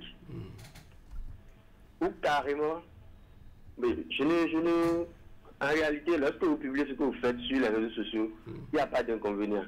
Mais lorsque vous-même là, vous vous mettez à raconter vos histoires, tout le monde ne vous aime pas.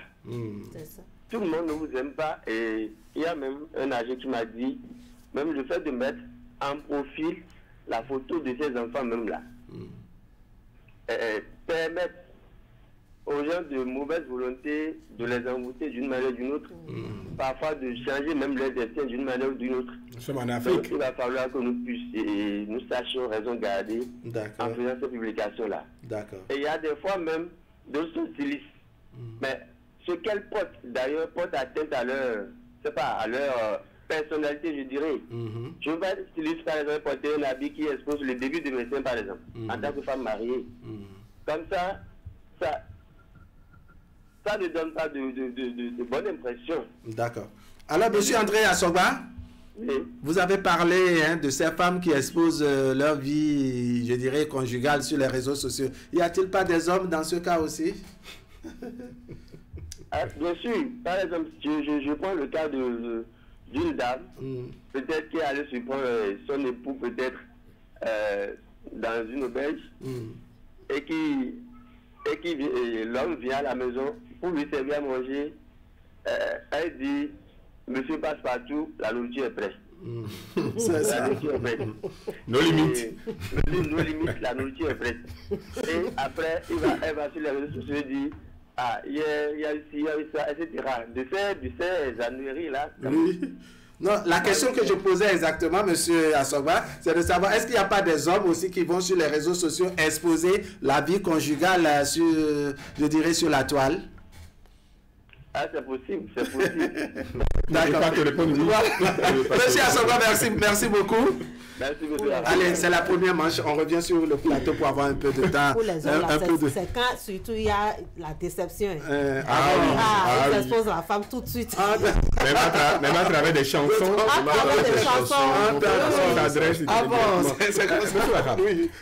D'accord, je vais donner la parole à Rodrigo. Allez, on a entendu les uns et les autres. Quelle lecture vous avez? Je vais rebondir rapidement sur M. Kader pour lui dire que franchement, les réseaux sociaux, ça ne concerne pas seulement les Africains. Il va falloir qu'on se dise la vérité. Les Blancs aussi en font pire. Et pour eux-mêmes, ça dépasse pour nous. Et c'est le fait de les copier qui fait qu'on est en train de parler de ça. Maintenant, je pense que les réseaux sociaux, on peut l'utiliser pour beaucoup d'utilité. Mais l'ennui, moi je me dis que c'est l'ennui qui fait que parfois les gens se posent de n'importe quoi. Parce que et quand c'est n'importe quoi, vous trouvez que c'est des futilités. Voilà. Il a envie de poster quelque chose. Voilà que la personne ne fait absolument rien. Qu'est-ce que la personne va poster? La personne ne peut que poster peut-être Cotonou, je viens, Calavé, je suis là. C'est le mec qui est tout maintenant. C'est le mec qui est tout maintenant. Des histoires bizarres pareilles. Donc du coup, moi je résume ça à l'ennui. Quelqu'un qui est franchement occupé ne veut pas poster ce genre de choses-là, je ne suis pas sûr. Elle va éviter. D'accord. Oui, Madame Véronique Vigan. Oui, moi je pense que les réseaux sociaux aujourd'hui, comme l'a dit un des téléspectateurs, il n'est pas bien d'exposer sa vie. Vous voyez, aujourd'hui, nous voyons nos sœurs qui font la publicité du sexe. Pour dire, c'est à 1000 francs. Il y a tenté de ça. C'est banjo. Je me demande, est-ce que nous ne sommes pas en train de mépriser nos mœurs et coutumes? C'est ça. Et je pense que cette chose-là est venue pour changer nos mentalités. Et en mauvais. Alors que la chose n'est pas là pour nous faire du mal. Elle est là. Tu peux communiquer facilement avec tes parents là où tu ne peux pas aller maintenant. Mais on a pris ça pour du n'importe quoi. C'est ce n'importe quoi qui est dedans là qui fait que la chose n'a plus sa raison d'être. D'accord. Bon, par exemple, M. Oloa dit les Blancs font pire. Oui. Je prends un exemple. J'ai une amie, une Française, elle est un peu âgée. Elle poste tout sur son statut. Même si elle mange, même si elle blanche. C'est une blanche. Ok, d'accord.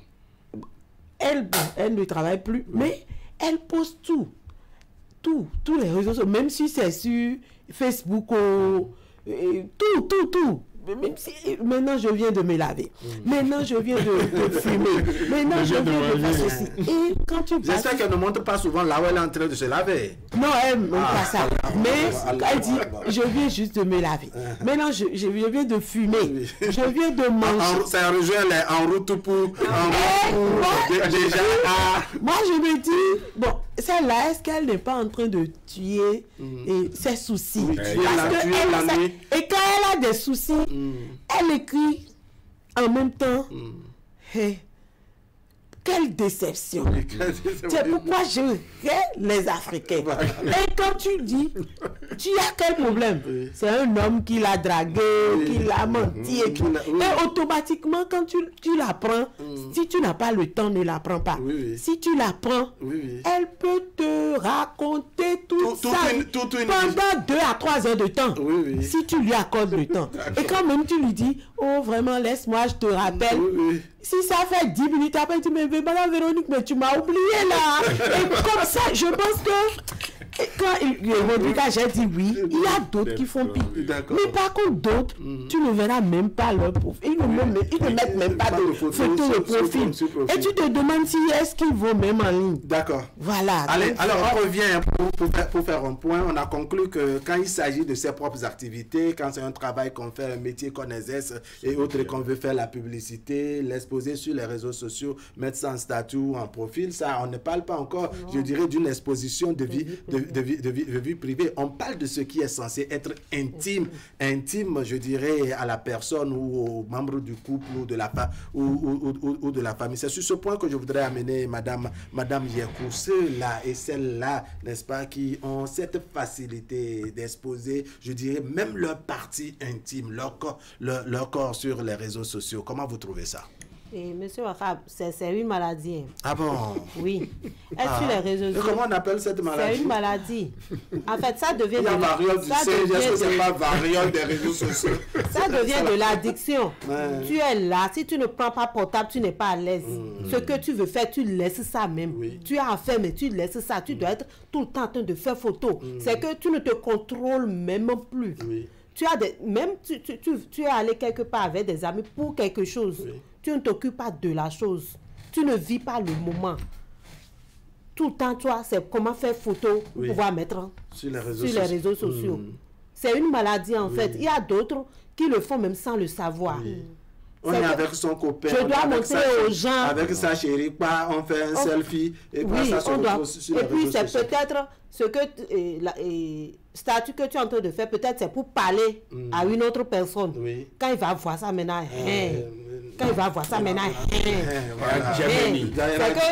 c'est juste, son attention est sur comment faire pour lui marquer ça. Et c'est pour marquer maintenant là, tout le temps là, c'est sur les réseaux sociaux, il faut passer les messages, c'est pas là, il faut passer les messages. Alors les intimités, la partie intime sur les réseaux sociaux, vous trouvez ça convenable? Est-ce que ça aussi, c'est que ça apporte à manger, ça apporte, je ne sais pas, un bénéfice quelconque? Je suis farouchement contre cela. Nous sommes en Afrique, on a des valeurs que nous devons protéger. Et nos progénitures sont là. Ils sont en train d'observer ce que nous faisons aujourd'hui. Vous trouvez que cette partie est plus grave que celui qui laisse 300 francs avec un enfant à la maison? C'est vraiment grave. Mais vous savez, aujourd'hui, je dis et je le répète, il faut évoluer avec le monde. Mais pas pour autant rentrer dans de n'importe quoi, je ne sais quoi. C'est pas bon. Mais il y a des gens qui le font contre leur propre volonté. Je prends le cas d'une femme qui expose sa grossesse. Elle est enceinte, elle expose sa grossesse. Oui. Vous savez, dans nos pays, que ce soit en Afrique comme de l'autre côté, les stars n'ont pas une vie privée. Même quand tu te caches quelque part, avec ta petite famille, tu te protèges n'importe comment, il y a toujours un proche à toi qui fera sortir sur le banc public ce que toi tu caches dans ta propre chambre. Donc une star par exemple qui a eu des problèmes d'enfant, qui a pris des années, qui n'a pas eu d'enfant, et finalement elle trouve une grossesse au nom du Père et du Fils et du Saint-Esprit. Amen. Et elle écrit sur son statut, Seigneur, merci pour cette grossesse. Elle n'a pas encore exposé. Mais déjà, ces femmes ont commencé par dire non, c'est faux, elle n'est pas enceinte. Si elle était enceinte, on allait voir déjà sa grossesse. Si on écoute Jérôme dire, ok, est-ce que là, ce n'est vraiment pas exposé, puisque c'est elle qui a apporté l'information. Certes, elle n'a pas encore montré les photos et autres, mais en allant évoquer, je dirais, cela, est-ce qu'il n'y a pas un autre canal pour s'adresser à son Seigneur qui l'a béni et lui offrant la grossesse plutôt que les réseaux sociaux? Je souligner quelque chose qui est impératif. Les stars n'ont pas de vie privée. Oui.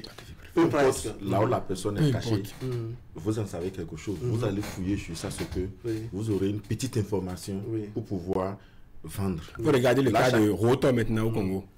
Là, chacun est dans son... Dans son couloir. Mais dans ce cas de figure, il s'agit de quelqu'un d'autre qui expose vous, votre vie privée en tant que star. Ce n'est pas vous-même. C'est là la différence. Mais ici, nous parlons de ce que volontairement et c'est nous-mêmes qui exposons notre vie. Il a soulevé un phénomène où je vois ça me fait quelque chose. Les jeunes filles sont pratiquement même à thème. Exposent le ventre, elles font les shootings. C'est grave. Pratiquement dénudées. C'est grave.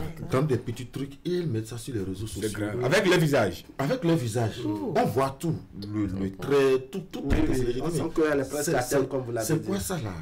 Qui l'a béni? Ça vous gêne? Qui les conseille? Ça me gêne, c'est pour avoir des enfants malades. Oui, qui les conseille? Est-ce que ça là seulement, non? Même quand elles vont à la salle de l'accouchement aussi. Oui. Ah oui, en faisant le sport, je suis en train de faire le sport pour accoucher et qu'on voit réellement qu'elle est en travail. Bientôt la sortie du bébé prodige. Quand elle est en travail. Et après quand elle va, toujours quand le bébé sort. Et je me demande, le téléphone est où à côté d'eux quand elles font ça? C'est pas bien. Vous voyez, c'est crucial. Moi, je trouve ça... Est-ce que c'est même pas la sorcellerie? Non, c'est parce qu'il y a une diminution des sorciers au Bénin. Alors, on ouvre à nouveau la ligne, n'est-ce pas, pour nos téléspectateurs. Alors, Ghislaine Jérôme, lorsque, n'est-ce pas, vous êtes une star, vous êtes reconnu par beaucoup et autres, qui vous avez dit oui, les stars n'ont visiblement pas de vie privée. Lorsqu'il s'agit de, je dirais, de vos fans ou bien, je dirais, des paparazzis et autres qui fouillent pour avoir des images de vous, des informations de vous pour publier, est-ce que ça porte le même effet que quand c'est vous-même star qui exposez la situation? Non, ça ne porte pas le même effet parce que les gens peuvent dire non, c'est des rumeurs. Nous, on connaît déjà ce qu'ils racontent sur les réseaux sociaux. Non, c'est des rumeurs. Mais à des moments donnés, la star me met tellement appelé. Tu ne dis rien par rapport à ce qui circule sur les réseaux sociaux. J'ai entendu ça, j'ai entendu ci, faut lire ce commentaire. Et parfois, ils sont obligés. Qu'est-ce qui les oblige? Laisse tomber pour les obliger. Il y a des choses, quand tu entends de tes oreilles, tu as envie de montrer la vérité, d'expliquer la réalité à tes fans. Téléspectateurs, dit bonjour. Contre ta volonté. Merci de vous présenter. Monsieur Luc Kosoko, je m'appelle depuis Accra. Monsieur Luc Kosoko.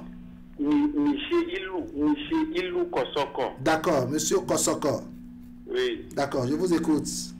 Ok, d'abord on est en Afrique et on est aussi au Bénin. Il y a un dicton qui dit, celui qui veut vivre heureux doit pouvoir vivre caché. C'est ça. Donc, à chacun de nous de tirer sa propre conclusion. Agréable journée à vous. D'accord. Monsieur Kosoko, merci beaucoup. Allez, on dit bonjour à Madame Priska Dengino, n'est-ce pas, qui tente la ligne depuis. On va l'espérer sans doute dans cette seconde vague. Waouh, désespérément. Téléspectateur, dit bonjour.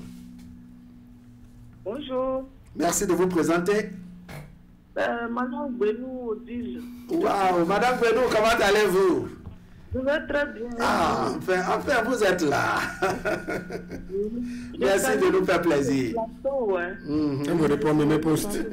Oui, vous avoir, c'est une affaire de chansons, je ne sais pas trop. Ouais. Peut-être vous êtes aussi nombreux et nombreuses au bout du fil, donc vous vous bousculez souvent. Tout à fait, tout à fait. Bon, je voulais réagir par rapport aux faits de société d'aujourd'hui. On vous écoute, vous êtes en direct. Moi, je ne serai pas du tout longue. Je prends la vie, exposition de sa vie privée sur les réseaux sociaux. Quand on prend la définition de vie privée, c'est quelque chose d'intime à soi. Quelque chose d'intime à une personne. C'est ça la vie privée de la personne. Ce qui est à moi, c'est ma vie privée. Et c'est différent de la vie publique. C'est ça. Maintenant, si on prend la définition des réseaux sociaux, sur les réseaux sociaux, tu peux poster tout ce que tu veux, sauf ce qui est intime à toi. Maintenant, beaucoup de gens pensent que ce que font les stars, c'est ce que nous-mêmes individus, nous allons faire. Pas du tout. Les stars n'ont pas de vie privée. C'est ça. Les stars n'ont pas de vie privée. Je prends juste l'exemple de Céline Dion, qui est une star. Mais quand elle a été très malade, mais les gens, ils envoyaient ça sur tous les réseaux sociaux. Même le mariage de son fils aîné, on a montré. Moi, ça m'a choqué. C'est ça. Il y a d'autres personnes qui pensent que c'est une bonne chose. La vie privée, c'est différent de la vie publique. Donc, utilité ou futilité, bon, moi, c'est pas utile d'exposer ta vie privée. Mais maintenant, ça dépend de ce que tu veux mettre sur les réseaux sociaux. Pour ceux qui font le commerce, ils en ont besoin. Vous qui êtes là, les émissions et autres, vous êtes des fois obligés de mettre sur les réseaux sociaux pour avoir des contributions. C'est différent de votre vie privée. Donc, ce n'est vraiment pas utile d'exposer sa vie privée sur les réseaux sociaux. D'accord. C'est compromettant. Et c'est même dangereux. Tout ce que vous faites aujourd'hui, ça vous rattrape demain. Ce que toi, tu es de gaieté de cœur, tu es en joie, tu le mets sur les réseaux sociaux aujourd'hui, les gens applaudissent. Mais demain, ça peut te rattraper. D'accord. Madame Benou, merci beaucoup. Merci à vous. On vous souhaite une très bonne journée. Allez, on prend la toute dernière personne en ligne. J'espère que c'est également une femme. Téléspectateurs, bonjour. Oui. Bonjour, monsieur. Waouh, je n'ai pas gagné. Merci de vous présenter. On m'appelle Maoué Tarabé Alexis. Qui appelle de Védécor. Monsieur Alexis, Tarabé. Tarabé, d'accord. Vous nous appelez depuis Védécor, on vous écoute. De Védécor. Et salut le plateau. Le plateau vous répond. Oui. Elle présente de sa vie privée sur les réseaux sociaux là. Ce n'est pas du tout bon. C'est ça. Si c'est dans le but commercial là, c'est bon. Mais ce que tu manges, ce que tu fais avec madame, ce que tu fais avec tes parents, et tu la mets sur les réseaux sociaux là, ce n'est pas bon. Parce que les réseaux sociaux là, c'est l'œil du diable. Tu ne sais pas ta personne qui t'aime ou pas. Ils vont passer par là pour te nuire. Parce que nous sommes en Afrique, plus précisément au Bénin. Pour vivre là, il faut vivre caché. D'accord. Merci beaucoup, monsieur Tadabé Alexis. fils, oui. Merci beaucoup. La régie nous permet de revenir sur le plateau. Le temps est vite passé. Oui, Ghislain Jérôme Duroquin, je vous donne la parole. Oui, quand on a l'habitude de faire une comparaison entre les Africains, les Européens, je tiens à rappeler que les réalités ne sont pas les mêmes. Là-bas même, un chômeur a un petit salaire. Un étudiant a un petit salaire. Chez nous, c'est pas ça. Se débrouiller de sa manière à sa manière. Tu peux avoir un oncle qui est milliardaire. Si tu ne te lèves pas très tôt pour chercher tes chemins de bonheur, tu vas mourir de faim. Donc comparer tout le temps l'Afrique à l'Europe, etc., je pense qu'il n'y a pas mal. C'est pas ça la réalité. Je remercie beaucoup Mémé Tomanvo Benou pour son intervention de tout à l'heure. J'en ai tiré également beaucoup de leçons. Il faut rappeler tout simplement que les stars n'ont pas une vie privée. On a vu par exemple notre aîné, notre feu Annick Ballet. Même ça, depuis Motel, ça a été encore publié sur les réseaux sociaux, etc. Des gens qui se disaient fans de Annick Ballet sont allés jusqu'au niveau de la tombe prendre encore sa photo pour publier sur les réseaux sociaux. Vous voyez un peu. Donc, non, en fait, mon débat, en fait, comment dire, ma façon de voir les choses, c'est quand c'est la star lui-même, elle-même plutôt, qui publie ses propres informations, est-ce que ça donne les mêmes choses que quand c'est rapporté par ses fans, je dirais, par ceux qui sont autour de lui et autres? Est-ce que ça apporte ça, je le répondais tout à l'heure, en disant que c'est pas toujours le même effet. On peut se dire que c'est des rumeurs, mais quand c'est elle-même qui confirme, quand c'est la star même qui confirme, alors on peut en tirer. D'accord. Ça, c'est pas les mêmes effets. C'est pas les mêmes effets. Et quand la star, c'est quelqu'un qui publie ça pour elle, elle n'est pas obligée de répondre aussi. Elle n'est pas. Je prends le cas de nos présidents de la République. Ils répondent à combien de gens? Et s'ils doivent répondre à... Ils finissent par répondre. Non. Ils finissent par répondre. Pas à tout, monsieur Ghislain. Pas à tout. Ils ne répondent pas à tout. On peut répondre, mais pas à tout. Si tu dois répondre à tout, je me demande, toi-même, tu finiras par tomber. Nous sommes des humains. Oui, ça fait mal, mais... La grossesse que tu as pris des années, la grossesse que tu as pris des années pour avoir, on te dit que non, elle n'est pas enceinte, elle est allée faire une opération en Europe, jamais, tant qu'on n'a pas cette image-là, c'est pas vrai. Quel intérêt, encore que vous-même vous avez précisé que nous sommes en Afrique et nous sommes au Bénin, quel intérêt il y a dans... Elle est star et elle vit de ça. Elle vit de ses fans. Et elle est obligée de répondre à ses fans parce que si elle est suivie... Qu'est-ce qui l'oblige? C'est cette partie que je veux Qu'est-ce qui l'oblige? C'est son métier. C'est son métier d'être star. Elle doit répondre à tout. Elle est suivie par des gens. Et cela apporte aussi de l'argent. N'oublions pas ça. Maintenant, quand on commence par te poser trop de questions, ceux qui te suivent là, tu es obligé de répondre. Même si c'est à une seule personne ou à deux personnes. Quand tu réponds à une personne, voilà, donc de répondre aussi sur les réseaux sociaux. Ce n'est pas quelqu'un qui peut-être a vu l'information et qui vous a qui a vu cette information de vous sur les réseaux sociaux et qui peut-être rentre en inbox ou bien vous appelle. En tout cas, vous sentez qu'il y a une certaine intimité entre vous et que vous lui répondez. Vous-même, vous retournez sur les réseaux sociaux et puis vous lui répondez. Il y a l'adrénaline. Et vous rappelez que nous sommes en Afrique. Et c'est vous qui rappelez que nous sommes en Afrique et que nous sommes au Bénin. Madame, je prends le cas de la grossesse, par exemple, parce que tu n'as pas d'enfant, ça fait un certain nombre d'années, tu dois, parce que les gens disent non, c'est pas vrai, qu'elle en sait tout ça. Après, tu dois t'exposer. Est-ce que l'agresseur se cache? Ça ne se cache pas. C'est ça. Ça va sortir un jour.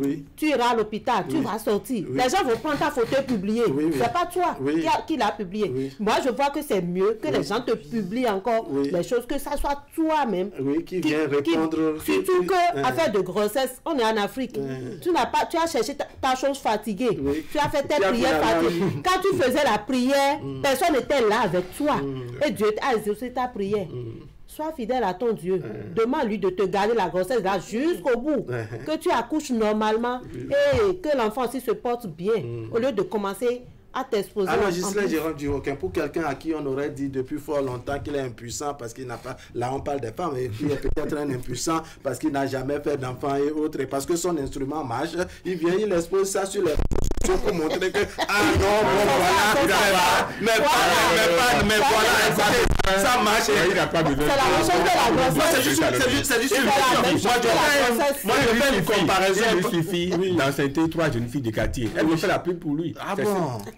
Pourquoi? Est-ce que ces filles de quartier sont les réseaux sociaux? Non, attendez-vous que c'est lui qui les a. Voilà. D'accord, oui, madame. Si. Parce qu'il ne faut pas trop s'intéresser aux femmes, il faut s'intéresser également aux hommes. Un homme dont à un moment donné on a dit qu'il n'arrive pas à se mettre en majuscule, son instrument ne marche pas et autres, et que bon, peut-être il a trouvé, je ne sais pas, quelques décortions et autres, et finalement, en tout cas le secret de grand-père, et ça a commencé par marcher. Il vient sur les réseaux sociaux comme ça et puis il montre que, écoutez, désormais le truc, ça se réveille comme le soleil le matin. Non, pas ça. Et la vérité même, c'est nous-mêmes qui la détenons. Et quand les gens parlent de toi, moi je préfère que tu te taises. À combien de personnes tu vas répondre? Tu vas même mal répondre. Parce que les gens t'auront déjà... Quand je prends le cas d'un artiste ivoirien où on lui a collé, elle a pris le mal, elle est voleuse de mari et tout, et tout, et tout. La dame, elle s'énerve du point où elle répond parfois à des gens. Et d'autres lui disent, mais est-ce que tu as besoin? Parce que quand tu dis ça... C'est pas toujours facile, hein, madame. Tu es gai la toile. Oui. Mais quand tu te tais, tu regardes faire. Tu ne dis rien, tu laisses les gens faire ta publicité. Oui. Mais toi, tu évolues. Oui. Tu évolues. Les fans, quand toi tu viens sur la toile, mes fans, je vous remercie pour tout ce que vous faites. Mais je sais que Dieu est dedans. C'est déjà bien. C'est déjà, oui. Qui ne dit rien comme ça, hein? Non. Je n'ai pas besoin. Oui, mais il vaut mieux garder ce silence. Est-ce que vous ne pensez pas que garder ce silence c'est magnifique d'aller répondre à un camp au détriment de l'autre? C'est un âme très fort, le silence. Au fait, ce qu'on est pas en train de comprendre, on a fait la nuance. Moi, je peux garder le silence.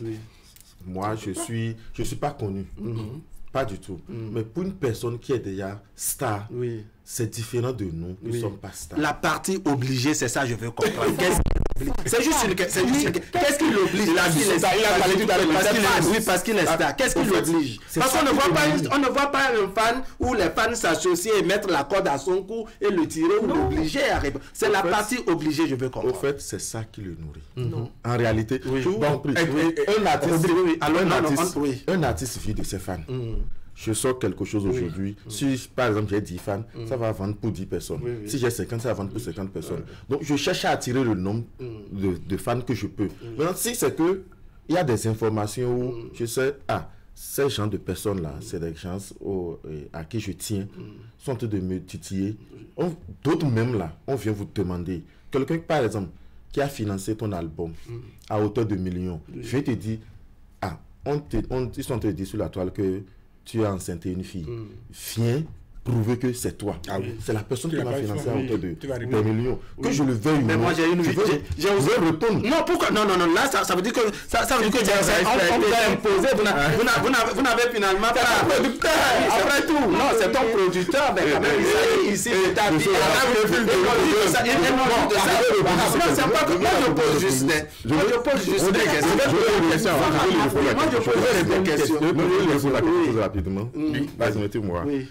Quelqu'un que sa machine ne fonctionnait pas. Quand ça commence pas à fonctionner, c'est pas facile de bander devant une caméra. Donc il ne peut pas s'exposer. Donc, s'il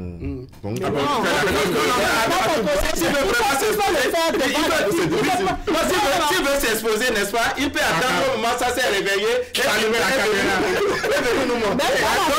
Donc là, vous avez cogné pour tout. Vous n'êtes pas les moindres au Bénin. Vous avez choisi volontairement de garer votre véhicule à la maison pendant un mois. Et prendre peut-être le ZEM, peut-être votre moto, pour des raisons personnelles à vous. Vous avez juste fait 5 jours dedans.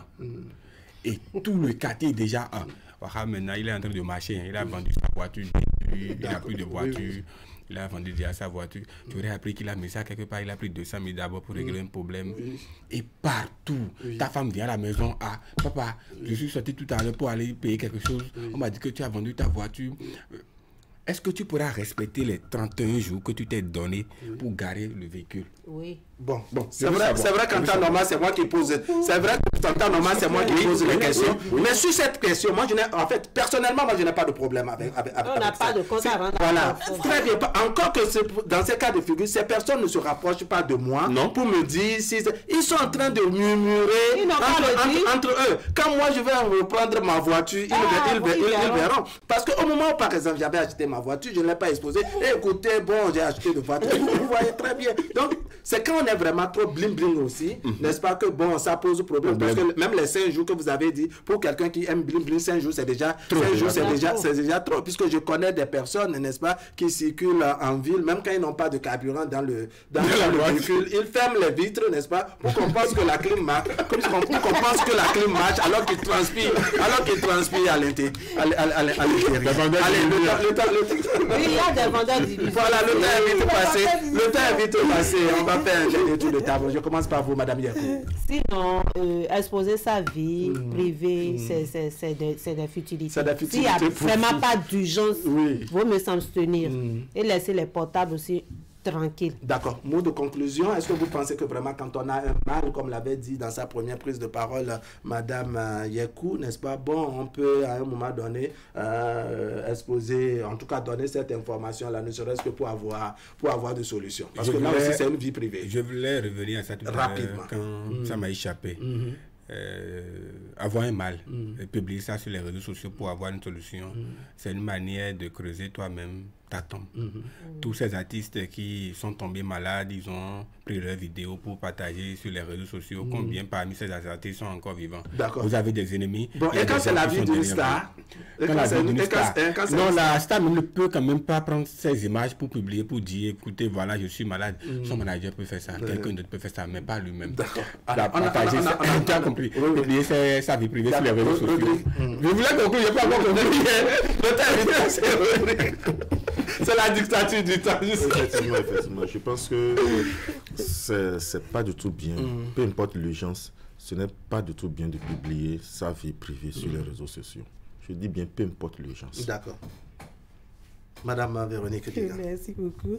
Et vous savez, avant qu'il n'y avait pas les réseaux sociaux, où est-ce qu'on affichait les vies privées? Non. Oui. Il faudrait que nous comprenions que les réseaux sociaux ne sont pas faits pour nos vies privées. C'est pour nos activités, ce que nous faisons et tout. Donc, et aussi, je voudrais dire à nos sœurs qui sont en train de mener une vie de dépravation, de laisser. Parce que nous sommes en Afrique et nous avons nos coutumes et nos mœurs qui ne nous apprennent pas ces choses-là. Il faudrait que nous laissons les réseaux sociaux aux réseaux sociaux et que nous rentrons en nous-mêmes et prenons conscience. D'accord. La vie privée, ce qui est privé, comme l'a dit madame tout à l'heure, la vie privée, ça veut dire que c'est secret. Et les autres ne doivent pas entendre avec nous.